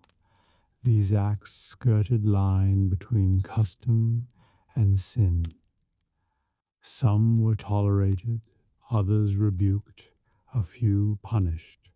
Fear mingled with familiarity, for such practices were woven into daily life. And so forbidden knowledge was both shadow and mirror. It revealed limits of what could be known, boundaries of what was safe to say. It showed churches' power to define truth, yet also people's hunger to reach beyond. In margins of manuscripts, in whispered questions, in hidden chests, it lingered, always near. To seek knowledge in Middle Ages was act of courage, sometimes of risk. The student who copied a banned text, the scribe who preserved suspect page, the healer who used forbidden charm, all lived in tension between curiosity and obedience. Their choices shaped survival of ideas that might otherwise have vanished. Thus, medieval knowledge was not only what was taught, but also what was silenced. The story of learning includes both words spoken aloud in halls and words whispered in fear, both books proudly chained in libraries and books hidden in shadows. And so, heresy and forbidden knowledge remind us that pursuit of wisdom was never simple. It carried danger, as fire carried light and heat. To seek was noble, but to seek unwisely was peril. Yet without those who dared, e'en at risk, the tapestry of learning would be poorer. In the end, the medieval world balanced on edge faith guarding truth, curiosity pressing outward, forbidden knowledge tempting minds. Out of this tension grew richness of learning, both fragile and resilient, both guarded and daring, both holy and suspect. Knowledge in Middle Ages did not stand still. It moved along roads with weary feet. It crossed rivers on barges. It clattered in saddlebags of horses. It slipped inside satchels of students. If monasteries preserved wisdom and universities taught it, then roads of Europe carried it onward, spreading seeds of learning from place to place. Students were among the most familiar travelers of knowledge. Young men, often no older than 15, left villages with little more than cloak, staff, and bundle of clothes. They set out for Paris, Bologna, Oxford, or any town where masters taught. Their journeys were long, sometimes dangerous, forests haunted by thieves, roads turned to mud, nights spent in barns or under hedges. Yet hope of study drew them onward. Many begged their way, singing in streets for coins, trading labor for meals.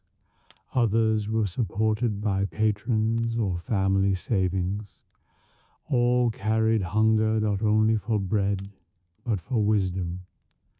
To arrive in great city after weeks of travel was to step into a world buzzing with languages, bells, and disputations. Each student brought memory of his village and carried back lessons of masters, spreading knowledge further than parchment could. Scholars, too, traveled constantly. Masters were invited from one university to another, from cloister to court. A learned theologian might be summoned by bishop, a skilled physician by noble household, a jurist by king's council.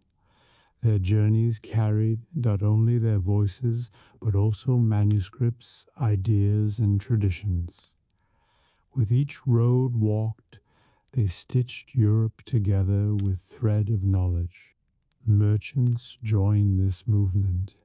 In saddlebags with spices and silks, they sometimes carried books, psalters for sale, treatises commissioned, manuscripts purchased from distant lands.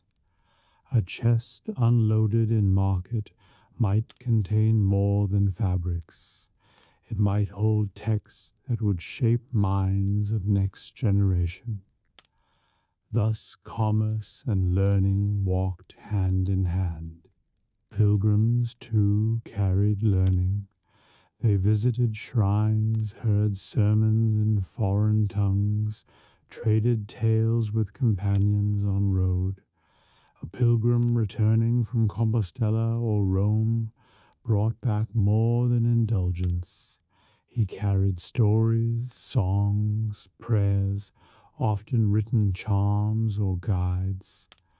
Knowledge flowed with devotion, mingling sacred and secular. Journeys of learning were not only across towns but across cultures. In Spain and Sicily, Christian, Muslim, and Jewish scholars met, translated, debated. Arabic texts of science and medicine crossed into Latin. Hebrew commentaries found new readers. Travelers carried words across boundaries, weaving tapestry richer than any single tradition. Libraries themselves sometimes traveled. A wealthy bishop moving from one diocese to another took his collection along, packed carefully into carts, guarded on road.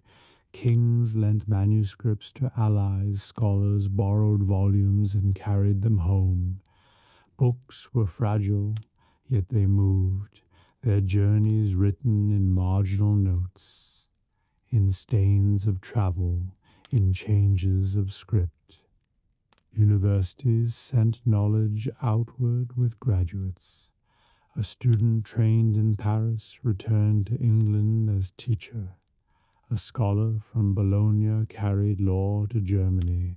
A physician from Salerno practiced in Flanders. Each became seed of learning in his homeland, planting ideas first grown elsewhere.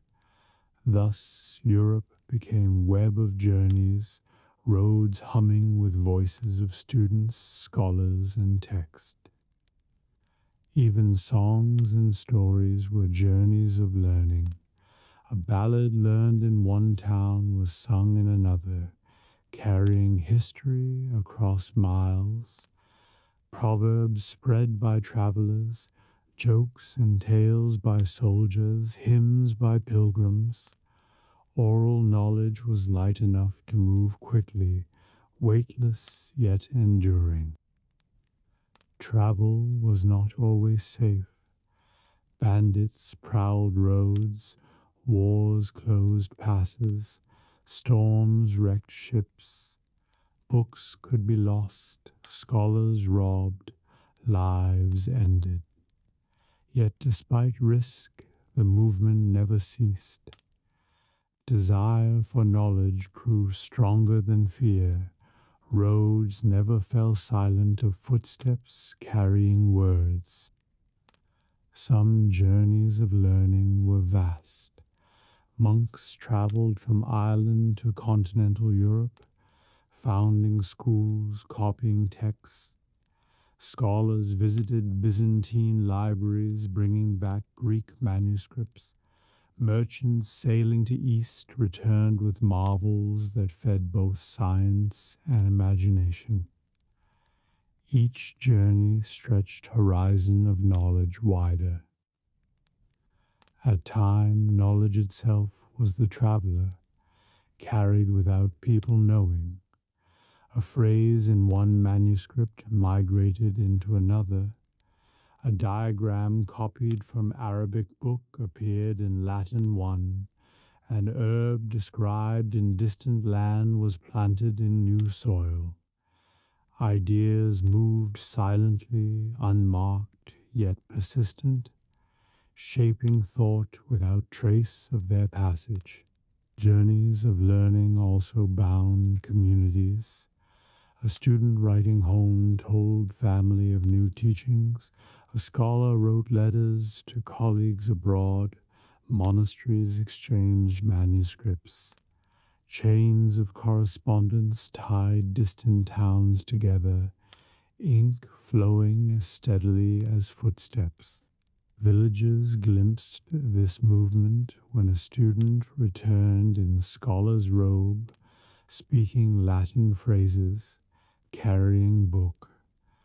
To them he seemed marvel, proof that knowledge traveled far and returned changed. His presence inspired awe, pride, and sometimes suspicion, yet always wonder.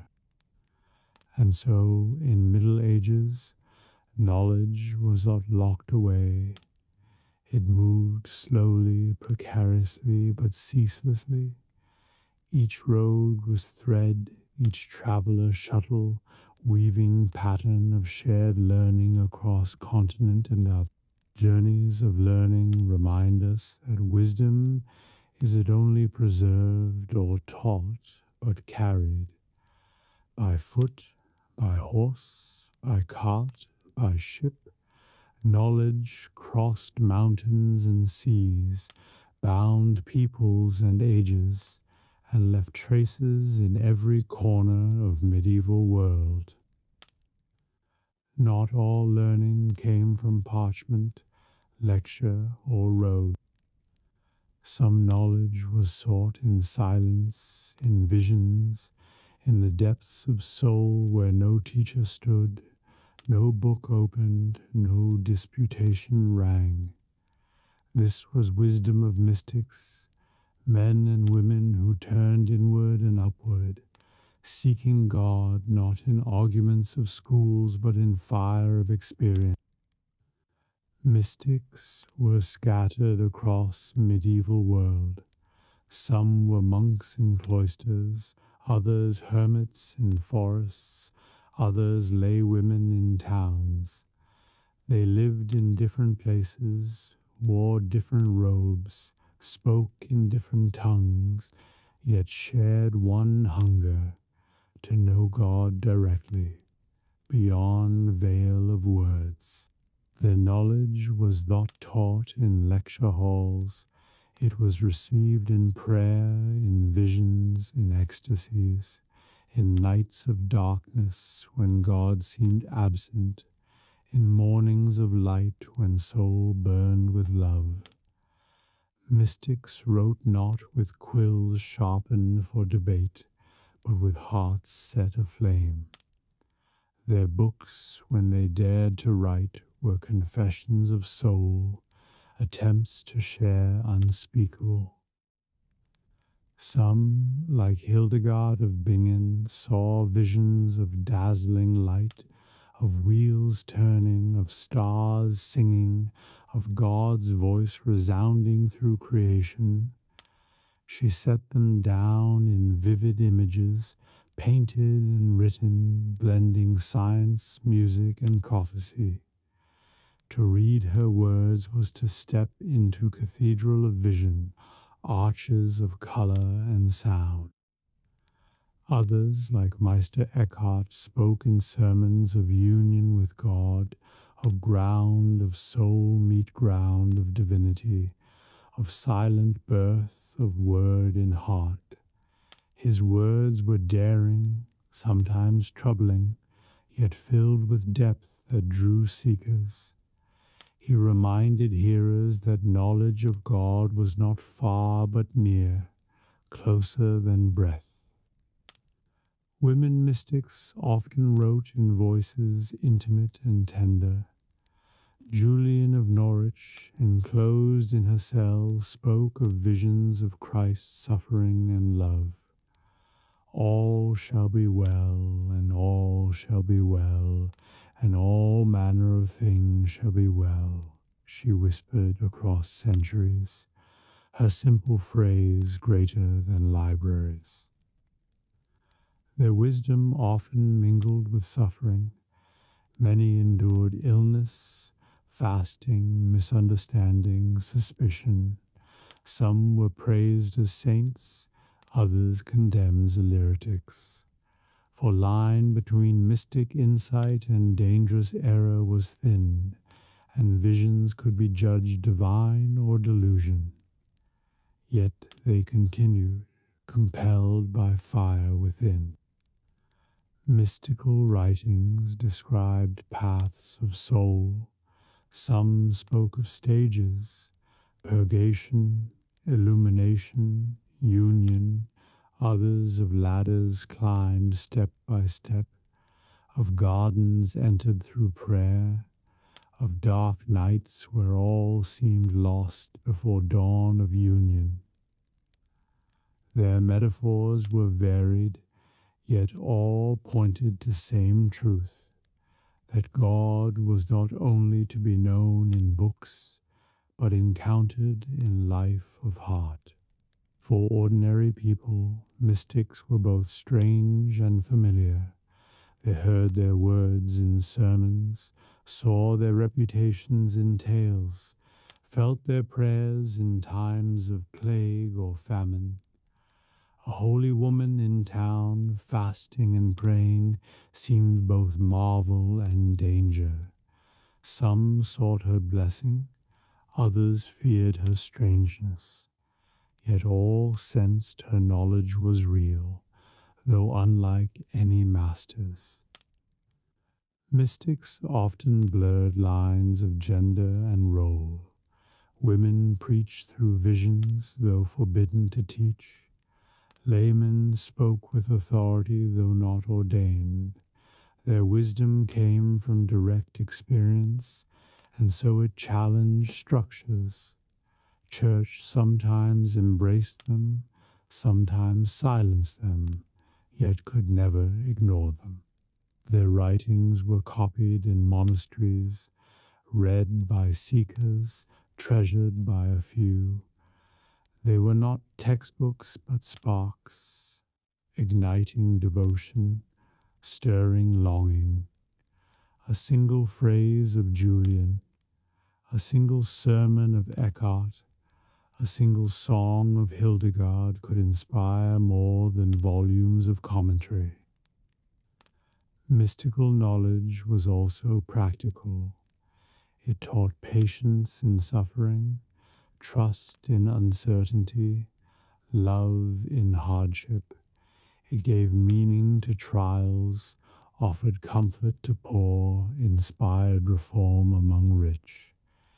It was not abstract speculation, but wisdom for life, grounded in love stronger than death.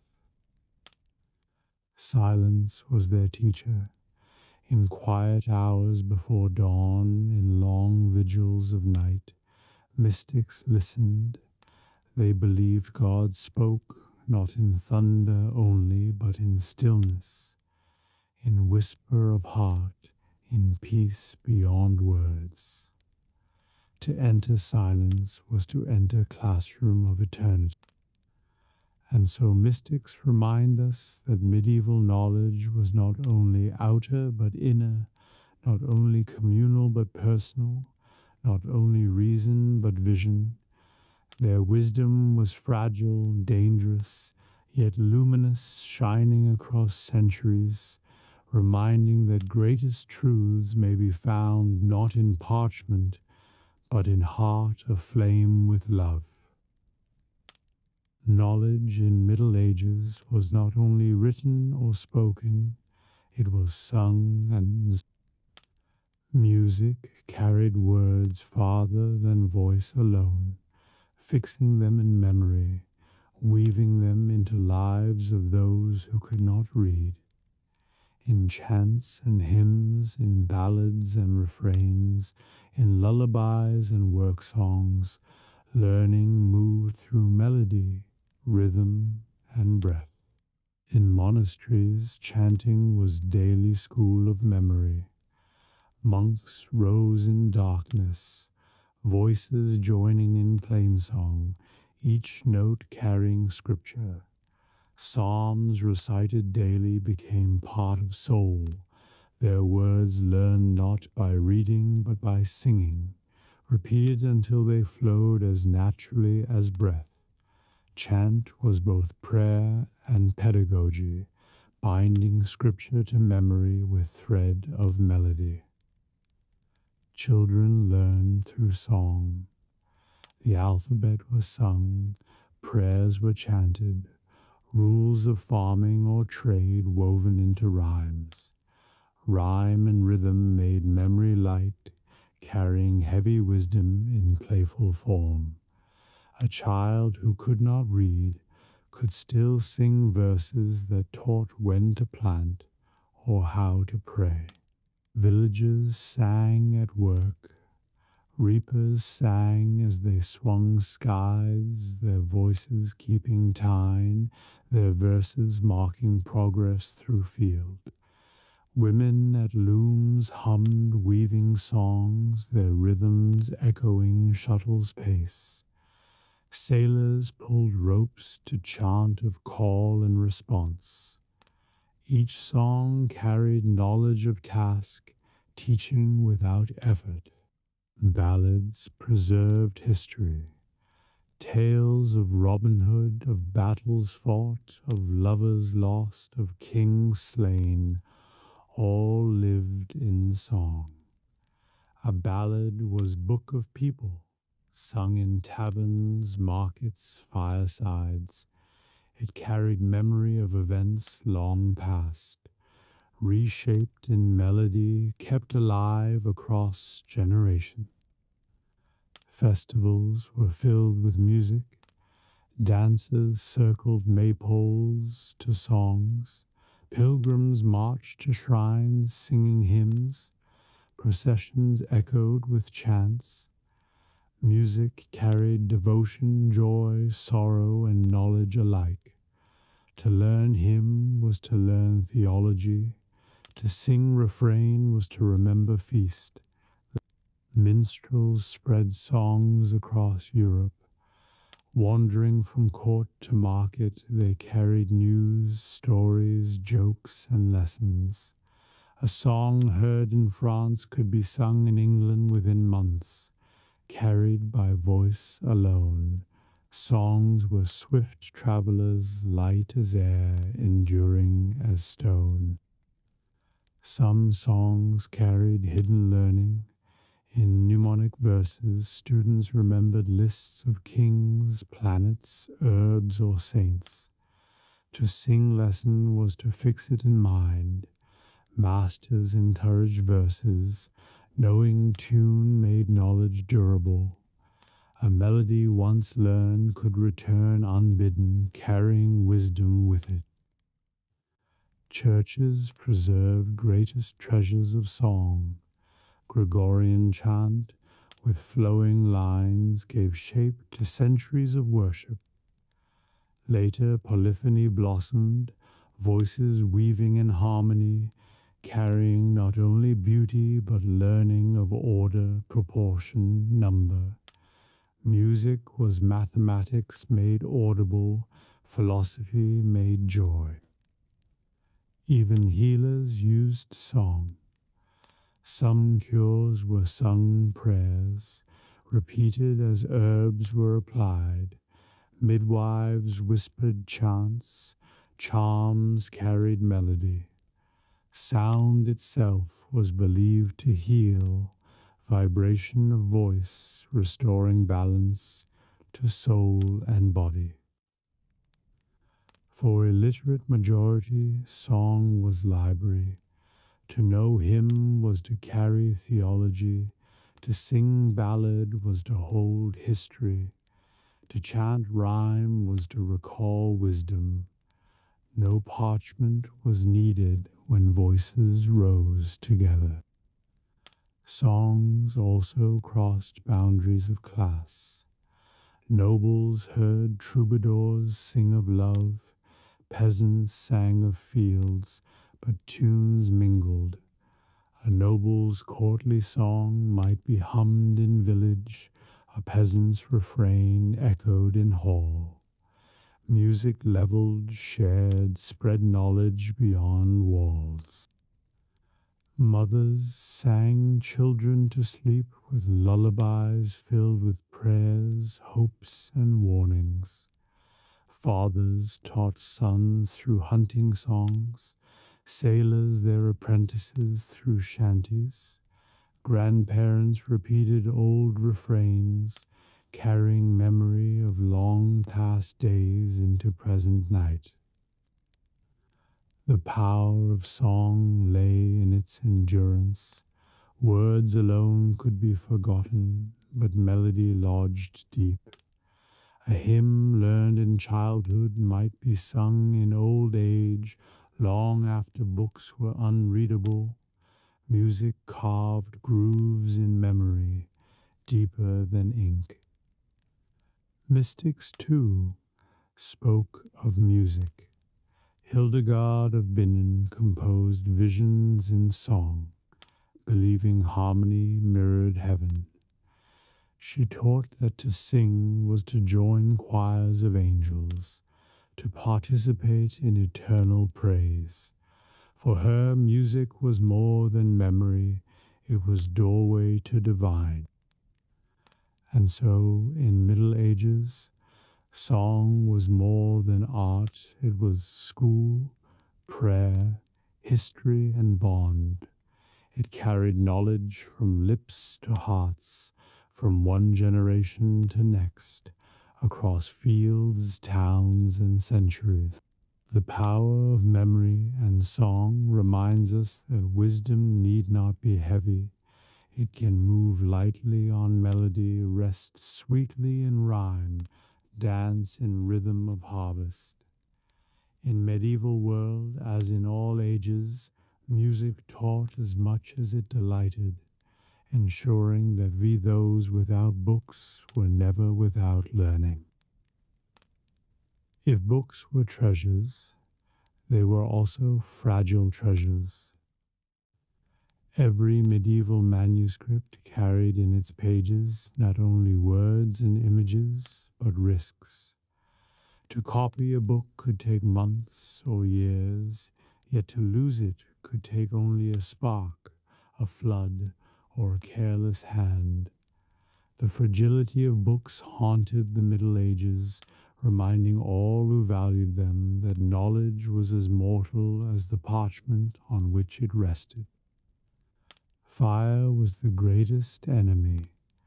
A single candle tipped, a torch burning too close, a hearth gone unwatched, all could send shelves into flames.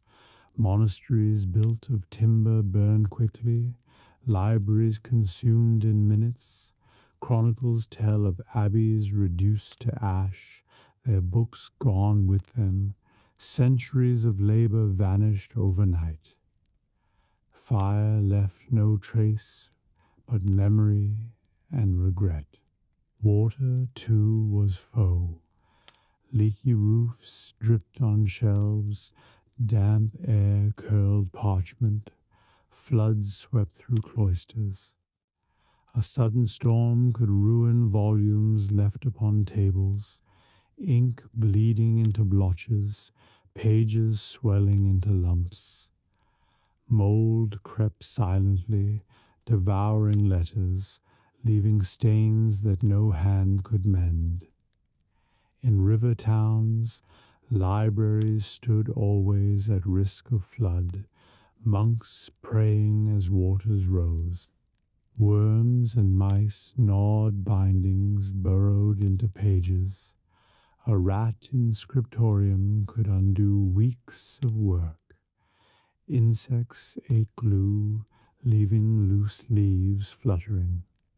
Even careful hands could not always guard against small teeth that loved parchment as much as bread. Human carelessness caused losses too. An apprentice copying text might spill ink across pages. A student might crease or tear borrowed book. Travelers carrying manuscripts on muddy roads dropped them in streams or lost them to thieves. Kings sometimes demanded books, never returning them, leaving libraries poorer. War was harsher still. Invading armies looted monasteries, taking books as trophies or burning them to deny enemies wisdom. In sieges, libraries were torched alongside houses. Knowledge perished with buildings, carried away in smoke and ash.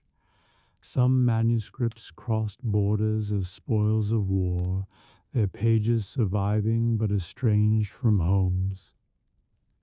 Even without disaster, time wore books down, parchment cracked, ink faded, bindings loosened. Monks repaired what they could, stitching pages, re-inking letters, sewing bindings anew. Margins bore scars of knives scraping away errors, of repairs covering holes, of patches filling gaps. Each book bore marks of age as much as words of authors. Because books were fragile, they were treated with reverence. Libraries chained volumes to desks so they would not be carried away. Chests locked with iron held precious manuscripts, sometimes buried in earth during wars, hidden in towers during raids. To protect a book was to protect more than parchment. It was to guard wisdom of saints, memory of kings, voice of ancients. Scribes knew fragility well. Many wrote pleas in margins. Pray for me, who copied this book. Whoever steals this, may he be cursed. Some invoked God's wrath upon thieves, others begged future readers for care. Their prayers in ink reveal constant awareness that book might be mishandled, lost, or destroyed. Fragility gave books aura of wonder. To hold one was to feel weight of time, to sense preciousness of words. Each page turned carefully, fingers dry and clean, candles kept far. Readers bowed heads before Scripture, not only in reverence for God, but in fear of losing book itself. Fragility also taught memory's worth. Villagers who heard words read aloud held them in minds, for book might not always be present. Students memorized lectures knowing manuscripts were rare. To learn by heart was safeguard against fragility of parchment. Thus memory and book worked hand in hand, one preserving when other failed. Losses shaped history. Countless texts vanished forever, in plays of ancients, poems of pagans, commentaries of forgotten masters. We know they existed only by mention in surviving works, shadows of what once was. Their absence reminds us how much knowledge medieval people struggled to preserve, how much slipped through fragile parchment. Yet not all was lost. Some books survived against odds, hidden in walls, carried across seas, copied anew after fire. Monks rebuilt libraries after disasters. Towns rebuilt archives after floods. Fragility did not end story of books. It made survival all the more miraculous. And so, in Middle Ages, every book was both treasure and risk. To read one was gift, to copy one was devotion, to preserve one was victory. Each fragile page carried weight of hope that words might outlast fire, water, war, and time itself. The fragility of books reminds us that knowledge is never secure. It must be cherished, guarded, renewed. In medieval world, that fragility gave books their power, their aura, their holiness. For to touch parchment was to touch something that might so easily vanish, yet still endured, carrying voices of past into present. Learning in the Middle Ages did not live only in cloisters or lecture halls. It breathed in places warm with breath and noise, in taverns smoky with hearth fire, in market squares bright with stalls and voices, in inns where travellers unbuckled dust from their belts, in fairs where bells and drums tangled with bargaining cries. If monasteries were libraries and universities were schools, then taverns and markets were crossroads where knowledge met the world and refused to keep quiet. Morning began with wheels and hooves.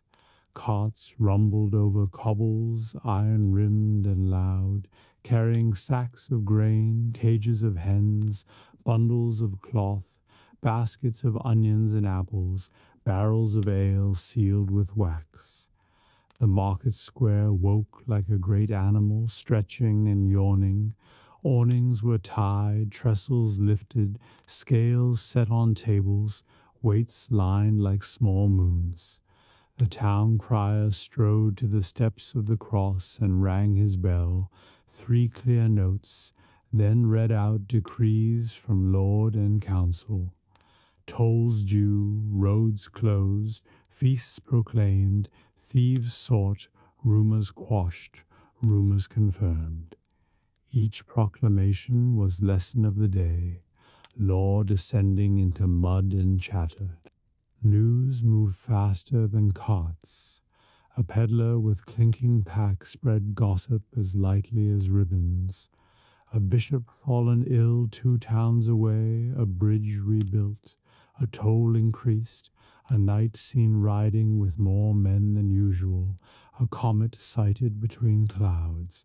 He sold needles and stories together, and customers weighed both with their fingers, bargaining for thread while listening for truth. Beside him, a spice seller spoke in a low voice of pepper shipments late to harbor and how sailors complained of contrary winds. If pepper was late, prices would rise, and bakers' gingerbread would shrink. Market taught economics before any scholar named it. At the fish stall, knowledge was practical. Which nets had holes? Which river bend gave most eels? Which moon drew herring to weirs? The fishmonger lifted a trout, gills bright and clean, and showed an apprentice how to judge freshness by eye and by touch, a lesson passed down hand to hand, repeated each dawn. A cloth merchant demonstrated the grip and snap of linen, the way wool should spring when pressed, knowledge woven in warp and weft, no less precise than a theorem. Under a canvas patched with old dates of fairs, A physician's apprentice held up a glass urinal, amber liquid catching sun. Around him gathered a circle, not students in gowns, but wives and porters, a fowler with feathers at his cap, a mason with lime on his sleeves. The apprentice, hungry for coin and fame, spoke loudly of humors and heat, of damp kitchens and winter coughs. He pointed to herb bundles, thyme for phlegm, sage for memory, and wrote a recipe on a scrap, his cramped Latin growing generous for a fee. Here the university bent down into the market and touched it, and the market answered with skepticism, laughter, questions, and occasionally a miracle. Taverns by mid-morning took their share of learning. Doors breathed out smoke and sweetness. Benches bore scars of knives and songs. On the wall, a tally board of chalked lines kept accounts for men who could not write their names but knew exactly how many cups a single line meant. Numeracy wore an apron and wiped its hands on a stained cloth. At a long table, two drovers argued distances. How many days to the North Fair if rivers were wook? How many if the ford lay quiet? A traveling clerk, ink still in his nails, unfolded a crumpled itinerary and recited bridges by name, each bridge a bead on the rosary of the road. Geography there tasted of mud and sore feet. At noon, the market's noise thickened. A storyteller mounted a barrel and set his hat upside down for coins. He began with a bow to the statue by the well and a mock solemn cough, and the crowd drew close. His tale carried news folded in fable, how a greedy reeve weighed flour with a thumb on the scale and was shamed by a saint in disguise, how a widow bested a sheriff with quick words, how a king's envoy learned that bread in this town was lighter than the law allowed. Laughter taught law, mockery taught limits. The story braided justice into delight. Children learn not only the names of heroes, but the proportions of fairness.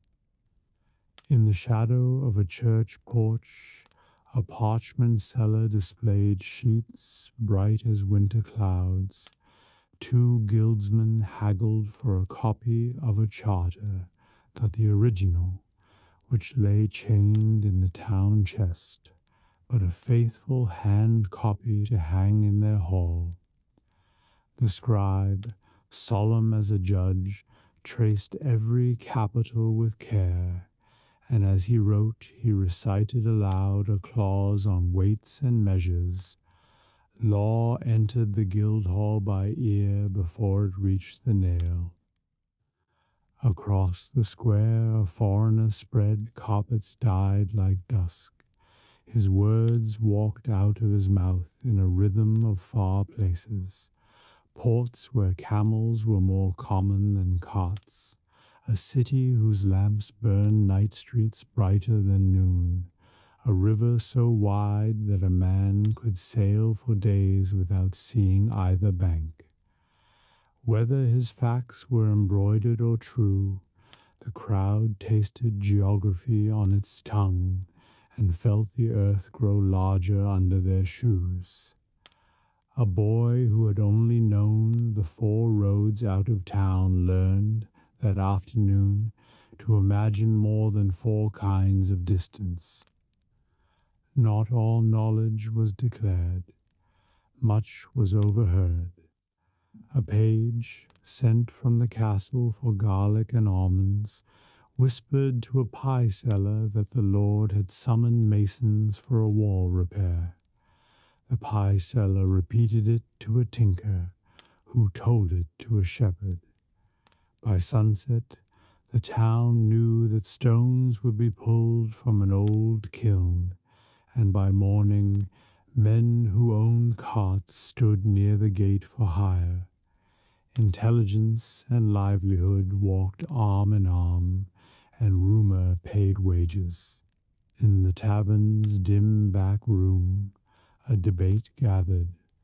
A priest traveling west discussed the date of Easter with a baker, measuring moons with crumbs, laughing when a crumb leapt like a lamb. A pair of students chanted a mnemonic for the planets, Saturn slow and cold, Jupiter generous, while a cooper tapped staves in counterpoint and insisted that Jupiter also governed how wine behaved in barrels when the wind shifted from the sea. The students scoffed, then listened, then wrote a note in the margin of a borrowed book. Ask about wine and wind, the cooper knows. Knowledge, pleased, refused to recognize rank. Even the drunk carried lessons. A mason, too free with ale, spilled the secret of a faulty arch, and the carter beside him heard it and kept it. And when the arch later shook under barrels of salt fish, the carter shouted for the crowd to stand clear.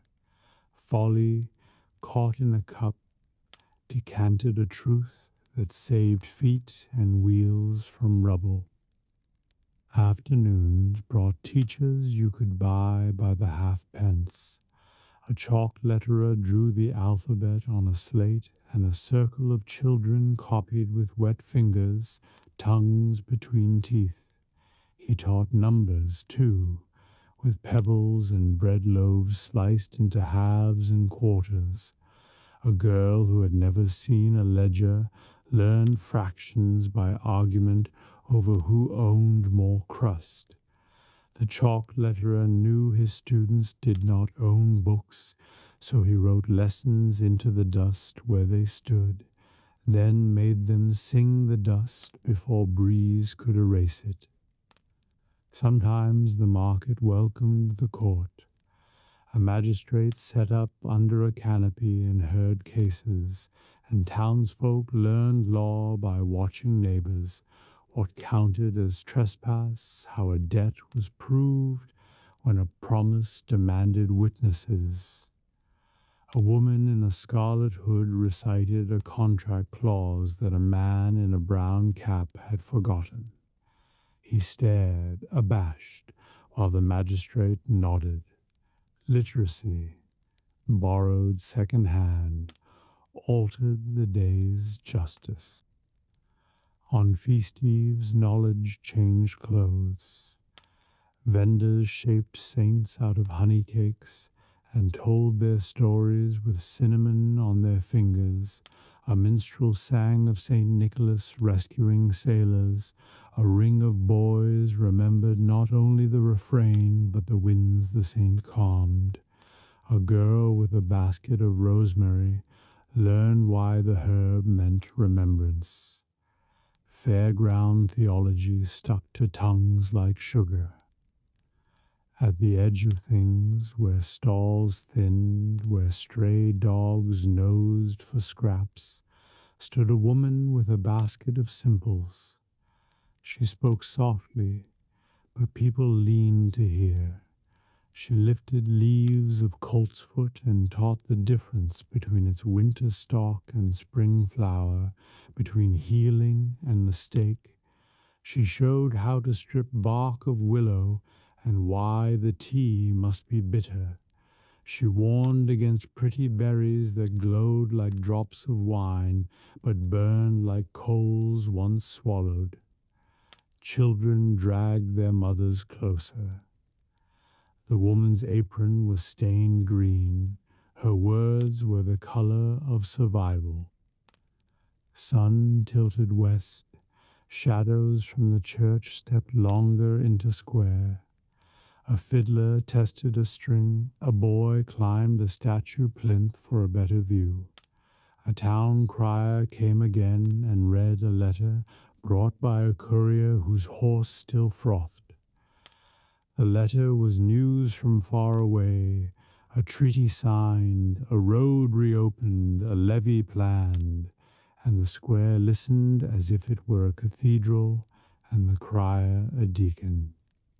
Men counted silently how many sons each house could spare. Women measured grain in their minds. The money changer at the corner weighed rumor against silver and decided which he trusted less. Evening pulled the stalls down like eyelids. Awnings loosened their knots, ladders leaned, coins clinked into purses. The spice stall breathed out last sweetness and was gone. What remained was talk. Taverns swelled like tides, candles made small islands of light. The smell of onion pottage and wood smoke glued strangers into neighbors. A jongleur balanced knives on his palm and told a riddle. A pilgrim traced the shell stitched to his cap and described the road to Compostela. Inns that cheated, bridges that sang with ice, a chapel on a cliff where a bell rang when no wind stirred. His story braided instruction and warning. Men set cups down with care, and women tilted their heads toward maps they could not see, but now believed. In a corner, a scribe for hire mended a tattered letter for a soldier's wife. She dictated by memory news of children, the apple tree, the cough that had eased, the neighbor who had died reciting a psalm. He wrote slowly, forming the words so that a captain's clerk could read them. She repeated each phrase after him, smoothing it with her breath, and when he finished, she pressed her thumb into the wax and thanked him. Literacy, rented by the line, stitched a marriage across miles. A peddler raffled a book, a small psalter, edges painted red, a spray of vines in the corner. He named a price perchance. Laughter met him, then curiosity. A miller's daughter bought one chance, and a cutler bought three, and a beggar traded 2 trinkets for a number whispered into his palm. When the page with numbers was torn and folded and shaken in a hat, the tavern held its breath. The book fell to a widow who had come only to warm her hands. She lifted it as if it were a loaf that would never stale. Knowledge changed owners under the oil-black beams, and a dozen men and women went home with a new hunger they had not expected to feel. At last the watch cried the hour, doors swung shut, benches were pushed against walls, the last unfinished tales curled like smoke under rafters. The square turned to stone and echo, but the day's learning did not sleep. It went home in baskets, in heads, in pockets. It perched in thresholds like cats. It lay on pillows like knives. Tomorrow it would stand up and stretch and walk again into the light disguised as rumor, song, price, weather, charm, warning, joke. Taverns and markets were what schools, yet they taught with the relentlessness of weather. They taught how far the sea lay, how dear pepper was when winds sulked, how a law sounded in a mouth not in a book, how a bridge sighed when carts were too heavy, how a saint's story tasted when told through sugar, how an herb misnamed could kill, how a letter, properly folded, could repair a heart across leagues. They taught to trust and whom to watch, when to speak and when to listen, how to hear the hinge creak in a sentence that meant more than it said. In such places, knowledge did what it most longs to do, pass from one warm hand to another. It slipped the chain and left the shelf. It traded its robe for an apron. It wiped its mouth on its sleeve. It learned to laugh and to haggle and to swear by useful saints. It remembered that truth is at only ink, that wisdom wears boots, that learning keeps better when salted with company. And so the medieval world, hungry for instruction and unable to wait for parchment, set its school in the square and lit its lamps in the tavern. There, beneath banners faded by rain and beams blackened by smoke, knowledge kept the longest hours and learned to speak in every accent the road could bring. The Middle Ages have long since passed, yet their learning still lives. It survives in fragile manuscripts, their parchment worn, their ink faded, yet still speaking across centuries. It endures in proverbs whispered even today, in songs still sung, in stories still told. It echoes in universities that remain, in libraries that flourish, in crafts still practiced by hands that remember what ancestors taught. The legacy of medieval learning is it only what they knew, but how they cherished knowledge. They understood its fragility, fire, water, war, neglect could destroy it in a heartbeat. Because they feared its loss, they copied tirelessly, preserved lovingly, guarded faithfully. Each book chained, each manuscript catalogued, each story retold was act of defiance against forgetting. Much of ancient wisdom reached us through their care. Works of Aristotle, Galon, Augustine, all passed through hands of monks, scribes, translators, and teachers. Without their vigilance, voices of antiquity might have been silenced. Their labor carried thought of Greece and Rome into world beyond, bridging ages. Yet they also added their own. Scholastics debated boldly, mystics spoke with passion, craftsmen invented patiently, folk preserved wisely. Medieval learning was not mere vessel of past, but seedbed of future. Universities grew from their towns, libraries from their cloisters, crafts into guilds, songs into traditions. Their legacy lies, too, in how they saw knowledge not as solitary possession, but as communal treasure. Books were copied not for self, but for community. Proverbs belong to all, songs sung together, crafts taught from master to apprentice, lore shared in fields and hearths. Knowledge was binding thread of society. We inherit from them not only texts, but ways of valuing memory. When we enter library today, we walk echo of cloister. When we listen to lecture in university, we hear faint trace of disputations in Paris. When we sing hymn, we continue chant of monks. When we remember proverb, we repeat words whispered for centuries. Even our sense of knowledge as fragile, precious, to be guarded, this, too, is gift of Middle Ages.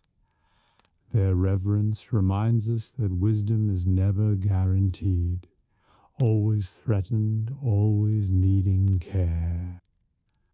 And so, the legacy of medieval learning is double the knowledge itself and the devotion that preserved it. Without both, we would hold little.